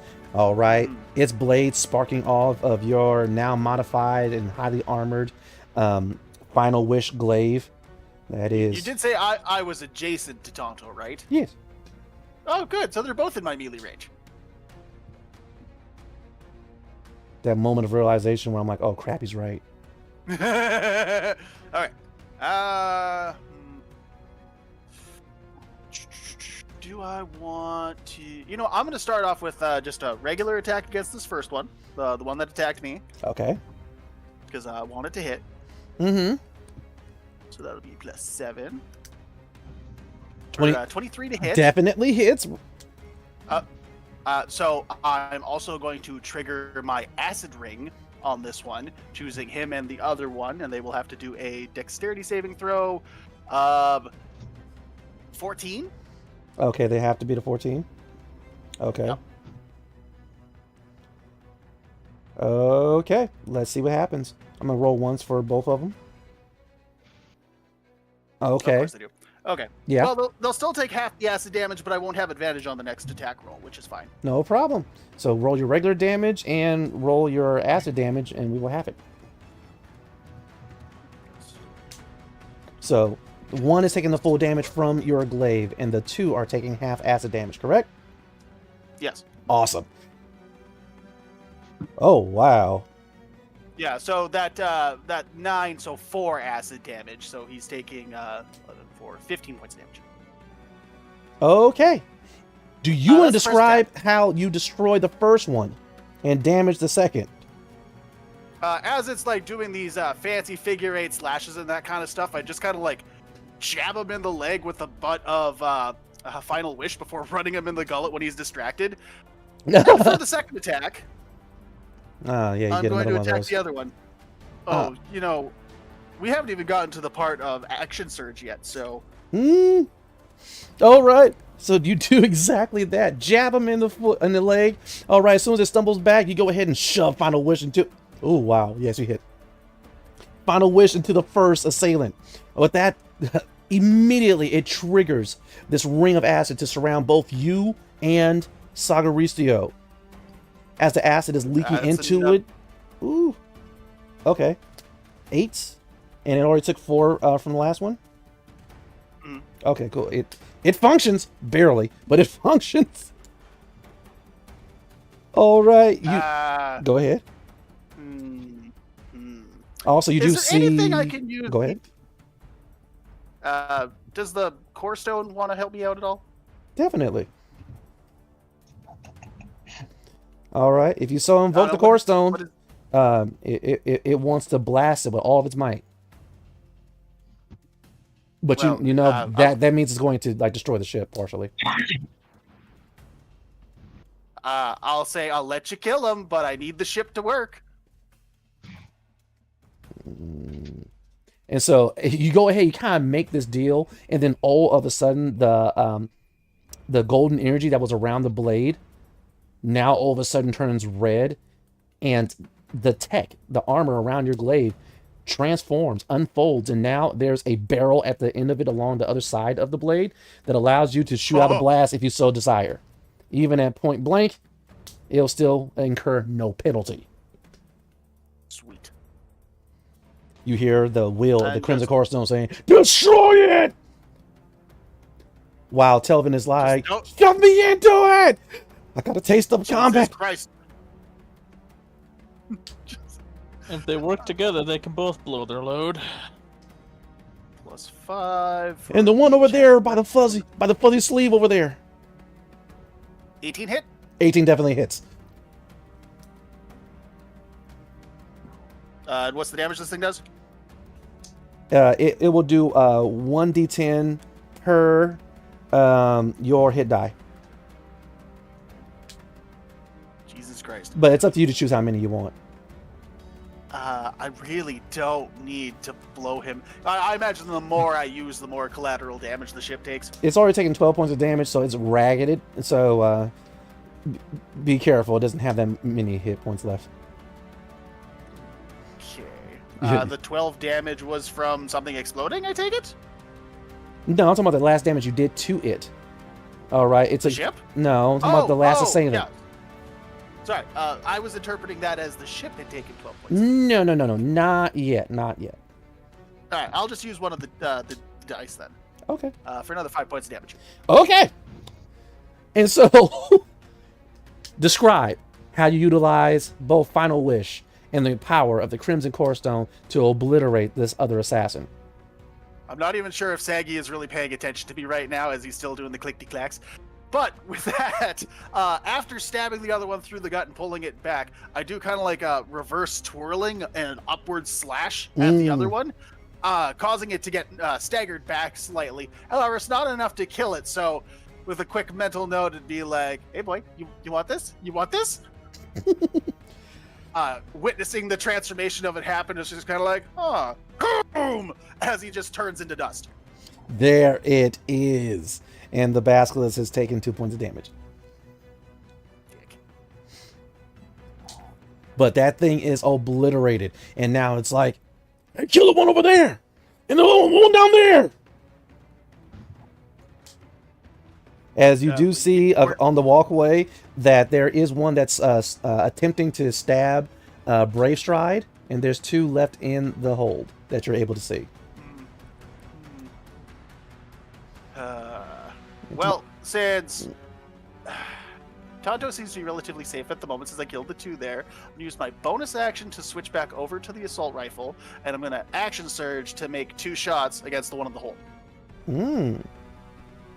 Okay. Stop pressing fire! Oh, right. So you're going for the one of the 2 in the hold. I'm sorry. There's 2 down there. One's being slashed up by a partially visible Umbra, and the other one... Yeah, I'm sorry. I apologize. I can only shoot one. I apologize. I forgot. There's only one down there. The other one's attacking. Oh, what's his face? Brave Stride. So, you're right. There's one in the hold. One fighting Brave Stride. Who are you gonna shoot? I can shoot them both.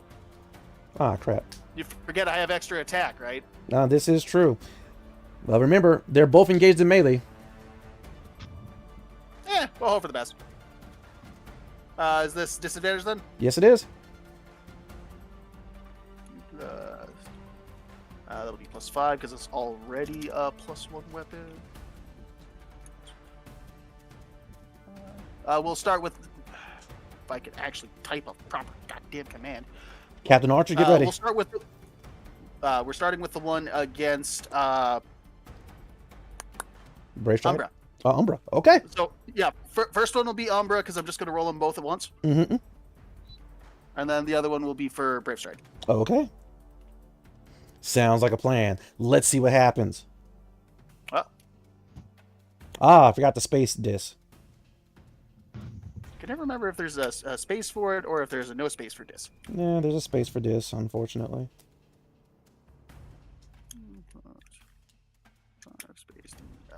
Alfred, as much as we complain about you, we still thank you for your... Ah, crap, they both hit. Yay! Now, what the You hell are does this thing roll? surprisingly lethal today. It's the violence. Yeah. And then 2d6 plus 2. Okay.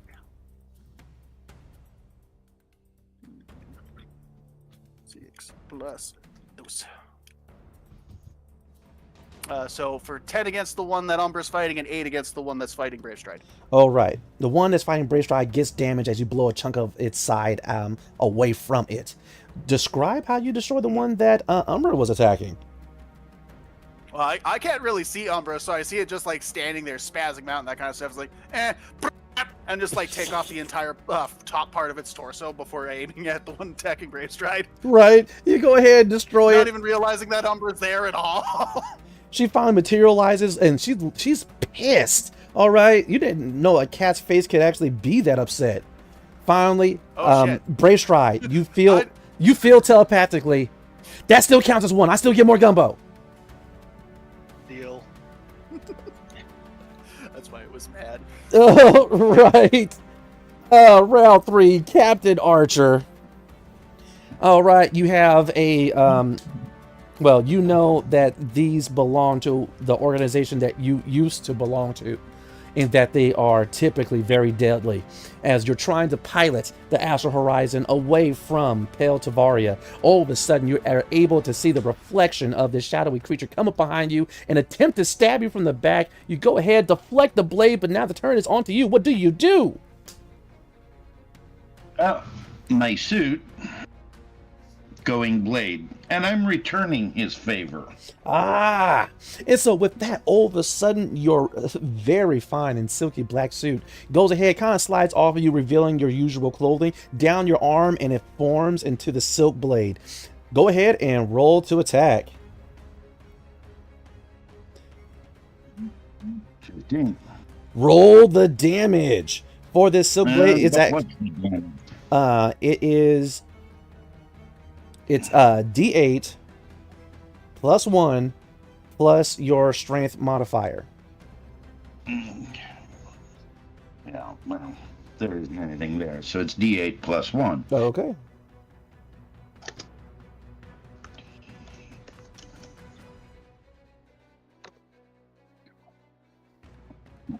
Nice. 4 points. Oh, and so with that, you go ahead, you block its blade, you kind of turn around in your captain's chair. All of a sudden, your black suit turns into this wicked black blade that's similar to theirs, and you slash across its gullet. As you do so, the portion that you rip away all of a sudden gets absorbed into your blade. That's your standard action. Okay. You still have a move and a bonus. Engaging the autopilot and rapidly moving over towards my wife, the one attacking her. Most definitely. All right, you hit a couple of buttons on the chair and slip out of it, and you head over towards the one that has already stabbed your wife. All right, to which she has reverse headbutted to get it off of her. She reaches underneath the console and whips out a strangely large blaster for her size, and she goes to blast it. Doing so, nice, for 3 points of damage to that one. All right, as she kind of blows its shoulder off. It's attempting to reform, but it's definitely going to go for another attack when it gets an opportunity.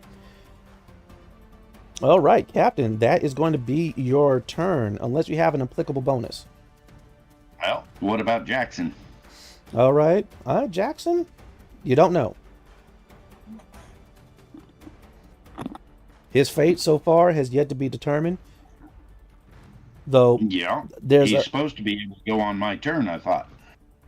He definitely is. Do you want to roll for him? Sure, but I don't have anything for stats on him, so... Oh, don't worry. His stats are kind of minuscule. He's not exactly that well equipped. Yep. All right. Feel free. Go ahead. It's going to be just a +1. D20 +1.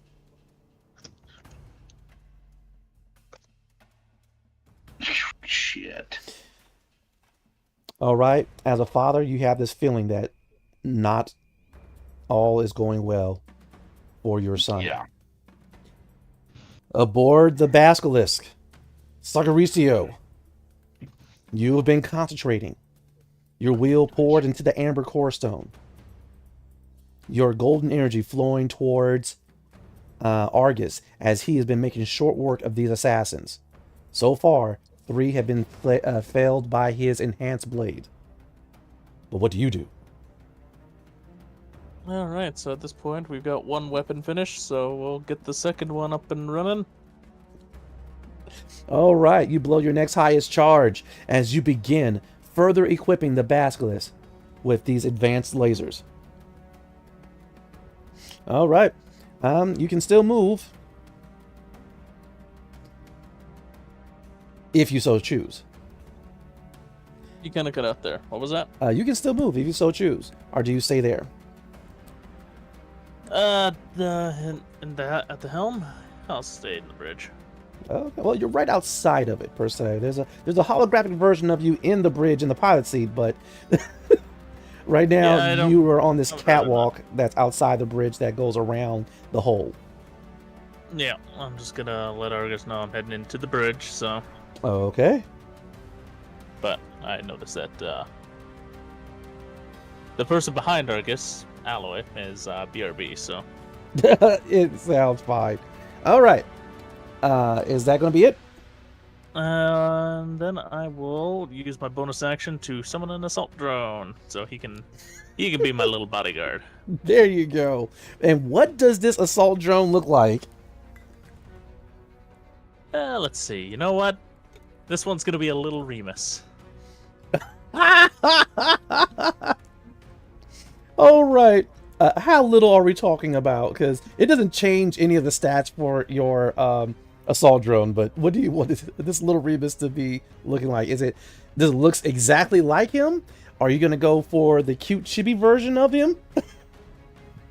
It'll be like a cute chibi version of him with his with his little getup and all of that. Exactly. So he's this little big-headed, green-skinned, big-eyed, gold-armored warrior to protect you. Oh heavens! Yes, and also this one, like Mini Argus, it also just vibrates violently, waiting for action.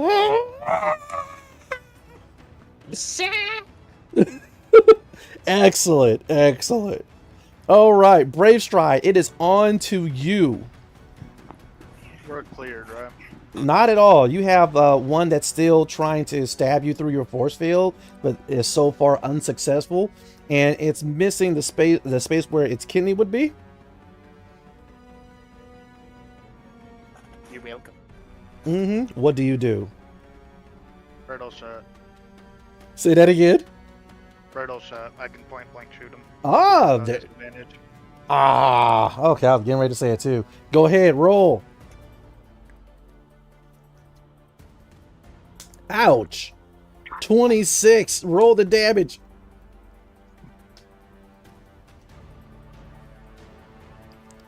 20 definitely gets rid of it. Do you want to describe how you obliterate this Shadow Assassin? So it hits my shield. I kind of look at it. And then I hear the getting shot by Argus. So I just tip the sniper barrel up under its chin and Ooh! squeeze that trigger. Kaplow! As you splatter the top portions of the interior of the basilisk with black goo. And then I would like to palm over using the core stone to Aura and see how the situation's going over there. Ooh. If you would let me use that as a free action. Yes! You guys are intimately joined via the core stone, so yeah, having a quick communicate with her is just fine. All right, what do you say to Aura, who is just drove off one of the assassins that was going for her, but there are more aboard the bridge? What's the situation? What's the update? Like, what's going on? Do you guys need backup? Well, Remus has 2-on-1. I'm not really sure what everybody else is doing. How are things on your end? Cleared. Remus could probably use some backup. Give me that mental link, that image, so I can portal right next to you. I'm gonna do it. Okay. So your first standard action was obliterating that shadow assassin. You contacted her for free, found out where you can move to, and all of a sudden, boom, boom, you are there. As Remus is sitting here, he's like first trying to pull this gook off of him that's trying to restrict his movements, while the other assassin is attempting to shove its blades into him, to which he is parrying with his materialized shield. What do you do? I do have a second attack. I thought you did. And are these guys within 5 feet of each other? Yes. Okay, so I can attack both of them. Wonder how he's gonna feel about this. 19 definitely gets one. Before you go, okay. Crap, never mind. It wouldn't even matter now anyway. Ooh, yes, definitely destroyed. That was the one he was fighting with, the one that's fully solid. Now, the gook that is on him, you're going to be firing at disadvantage. Okay. I have aspiration. Yeah. So you go ahead and obliterate that one assassin. All right, the other gook that's on him as he's like pulling away from his body that's struggling to stay adhered to him. What do you get? 14. It's a no. Okay, I'll try again. All right, are you burning that inspiration? Yep, I got 2. Okay. That was worse. Ouch. Yes, it is. And so with the nat 1, roll damage.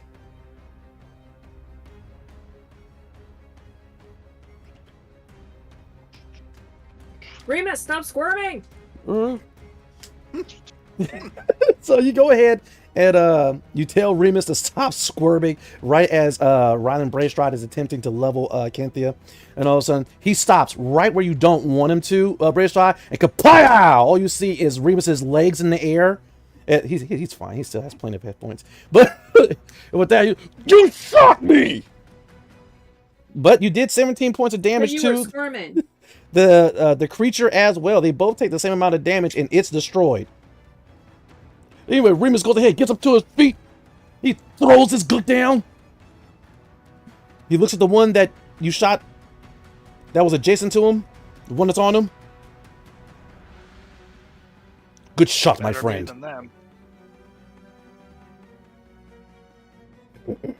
On to the next. Yeah, so it's what's a shot to the chest between friends, right? It's normal.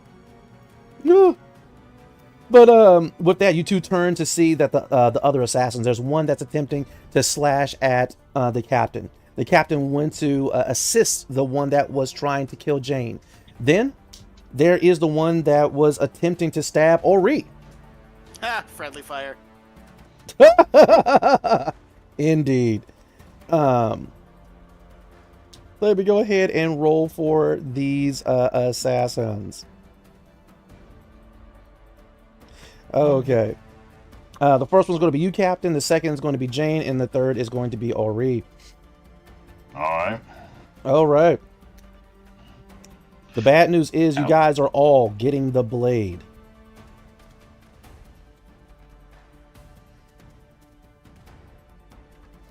Wow. Okay. For another 10 points of damage. Ori is not actually looking all that great. Hey, now, don't shame her on her looks. I meant health-wise, and you know it. Did I? But as this is happening, all of a sudden, the lights aboard the Astral Horizon flicker off, and then the emergency red lights come on. You hear explosions rattling throughout the ship. Captain Archer, as intimate as you are with your ship, you know that those explosions came from engineering. Another explosion comes from one of the gun replacements.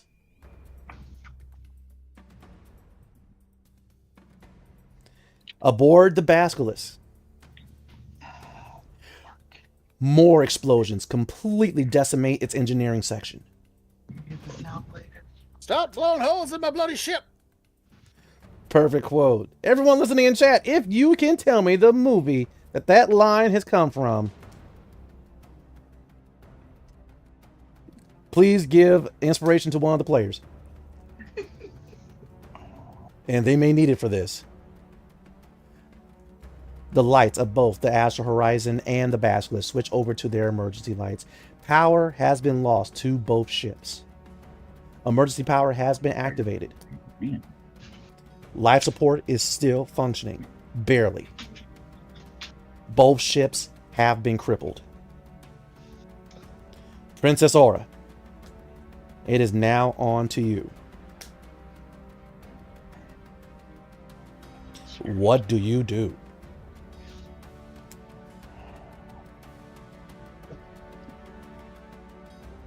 So are there any goop guys near me?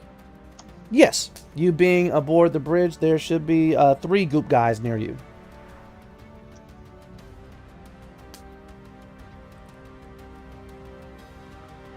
So 19 to hit, probably the closest one to me. Sounds good. That's all right. Go ahead and tell me your pessimist. So it's just synaptic recoil again. The DC will save is 15. Okay. And so with that, you begin to concentrate once again. The consciousness of your Azure Core Stone joins your mind, making this ability that normally targets 1, targets all 3. Let's see what their will save does. What is the DC for it? 15. Turn bubbles! So roll the damage! They all have to basically, like try to get as physically far away from me as they can. Also, but roll the damage for me first. They may not get far.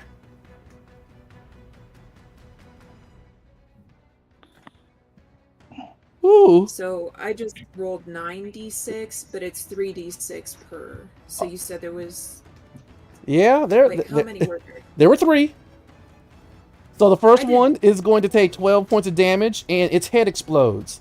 The second one is, let's see here, 2, 1, 3, 6. That was the one that was damaged by Jane. Its head explodes.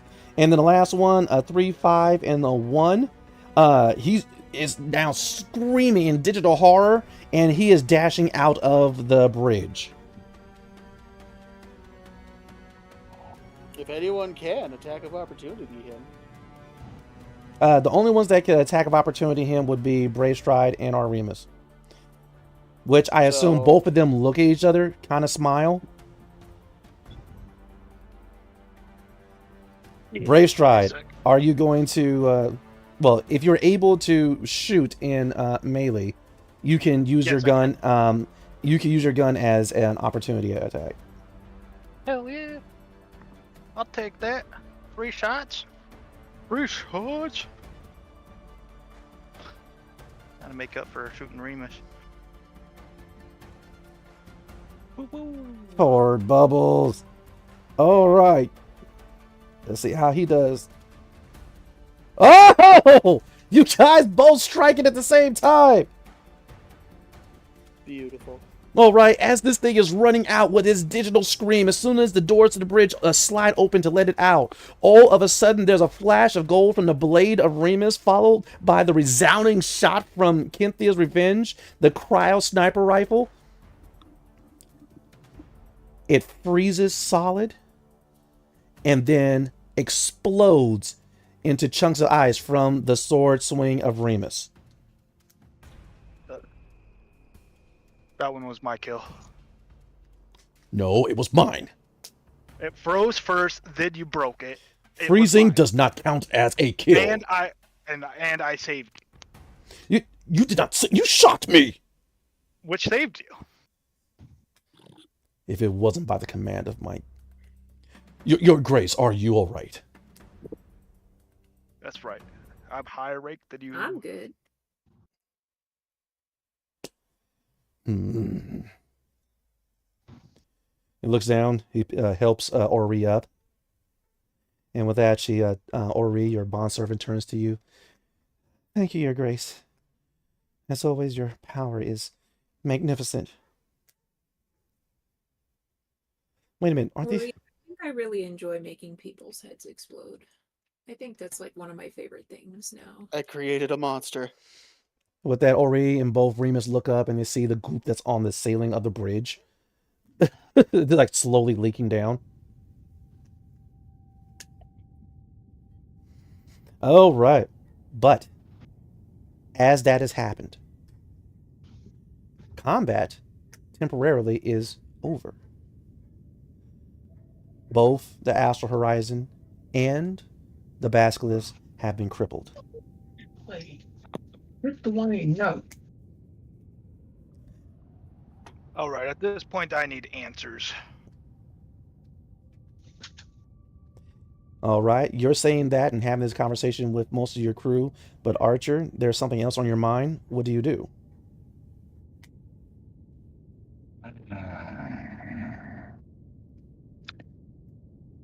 Jane seems to be all right. I'm turning towards the other gun emplacement to check on someone that might not be. Right. As soon as you begin turning, even though she's wounded, Jane immediately gets up and she tells you, I'll check on Jill. You check on Jackson. And she dashes out of the bridge. Something in my gut tells me Jill is just fine. But Jackson's not, is he? You don't know. When you say you turn to it, you're going to activate the monitor that allows you to see the inside of that gun replacement? Yep. Okay. You go ahead and you do so, though right now you are leaking fuel and your power reserves are at 40%. You turn on the monitor, and inside of the gun replacement where Jackson was, you just see bloodstains upon the monitors, and it's empty.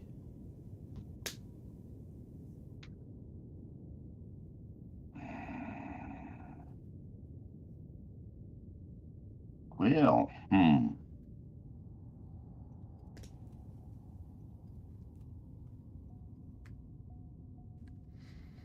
While you're contemplating that, Braystride, you said you wanted to ask some questions? Or you wanted some answers? Yeah, pretty much. I just state that. Mm-hmm. This is the second attempt. Who is getting targeted? I want to know. No, I don't know what it is. And so with that, Alfred finally comes out. Alfred 3020, the advanced android, comes out from hiding. It appears he transformed into one of the seats during the fight, but he transforms back into his humanoid shape.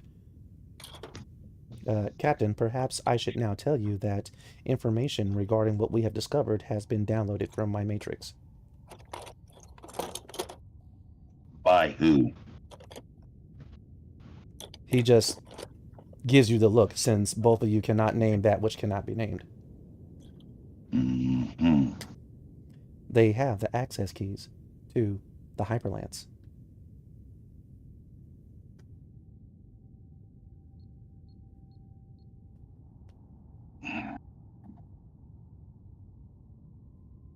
Then that's where we need to go.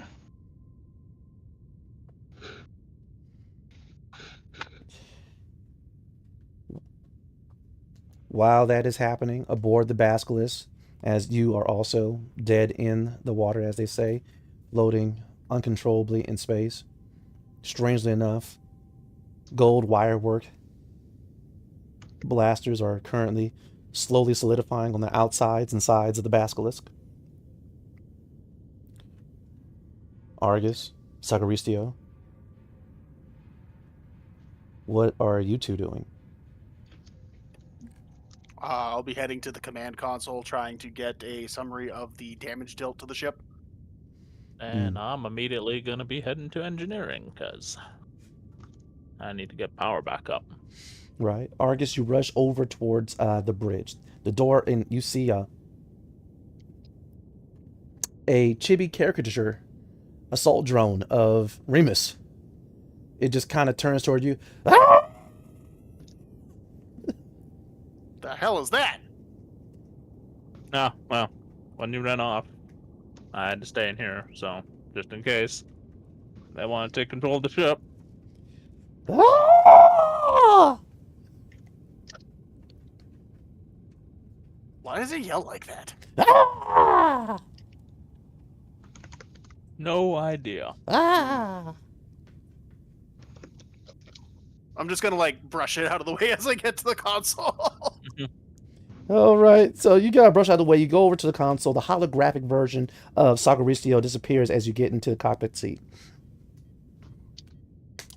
The official diagnosis of the basilisk is Fubar.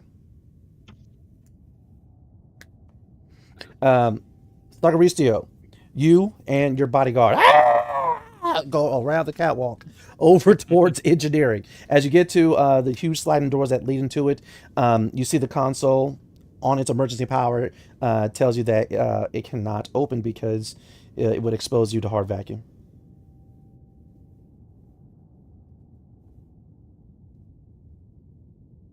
Well, Amber, I think you can do something for that.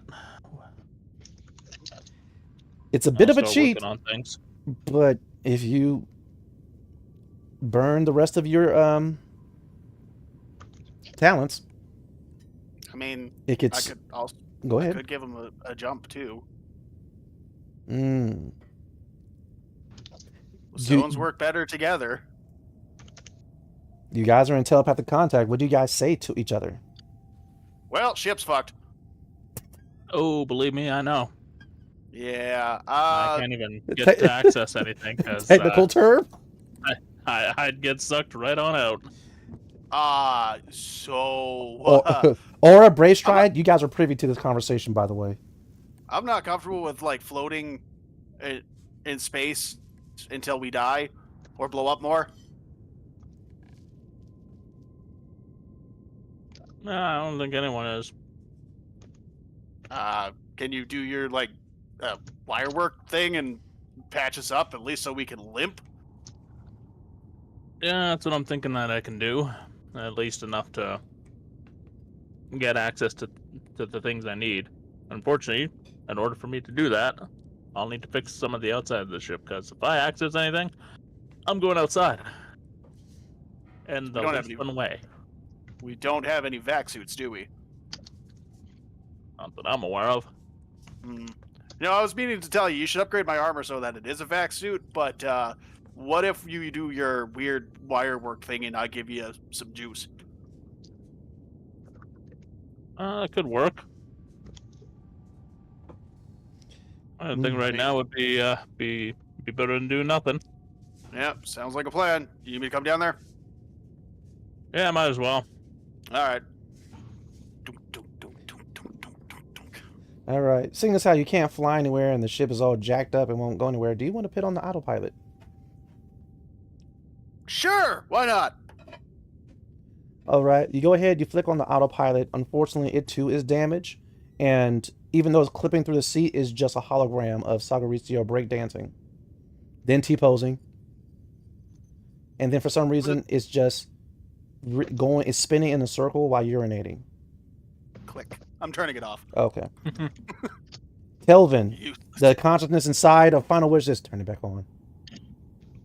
Absolutely not. As I head towards Sagaristio. Just leave me inside the bridge. It's fine. No. While this is happening, Brave Stride, Aura, you two are aware of what Sagaristio and Argus are going to be doing to repair the basilisk. What do you two do? What ship was Jackson on? Was he on the Astral Horizon? Yes. Can I sense him in pain? Okay. No, you do not sense Jackson in pain. Is he conscious? You currently do not sense his consciousness on this plane.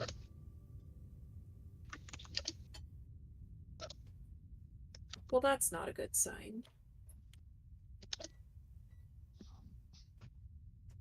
I'll go see what the tracks say. Brave Stripe, you leave the bridge from the corridor around the bend. You do see a streak of blood. You can make survival or perception check to learn more.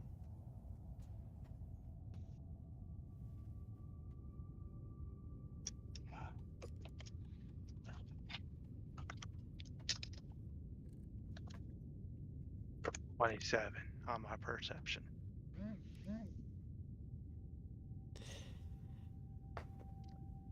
You have done and seen things done with blades. And with a 27, you know exactly what has happened here.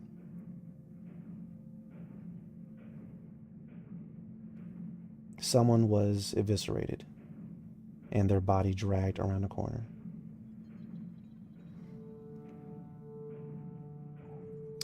You know that these shadowy assassins do not bleed red.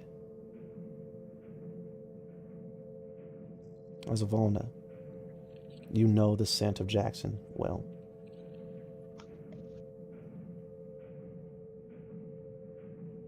The Volna also have a very highly attuned empathic sense, and you can taste his fear, his panic on the air.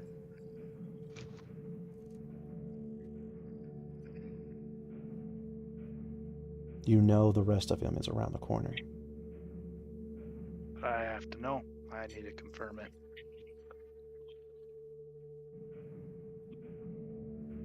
As you stalk around the corner, your 27 perception lets you know that the shadowy assassin is still there.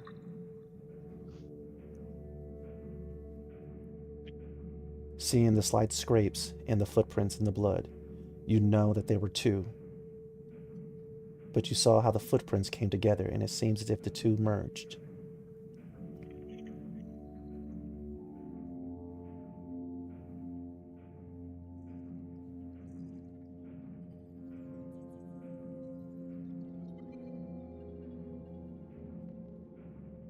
You get to the corner, and you know that the other shadowy assassin is right around. What do you do?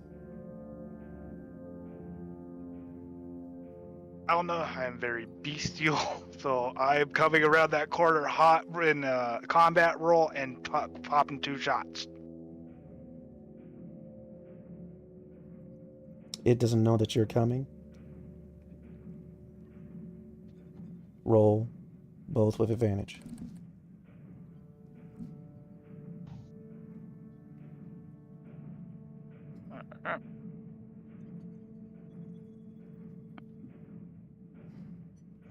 And I'm gonna do the second attack real quick, then I'll do the damage. feel free. Oh. The first one's Deserving right now. definitely a hit, while the second one is a crit. I'll do 3d plus 4. For the first one, 1, 2, 3.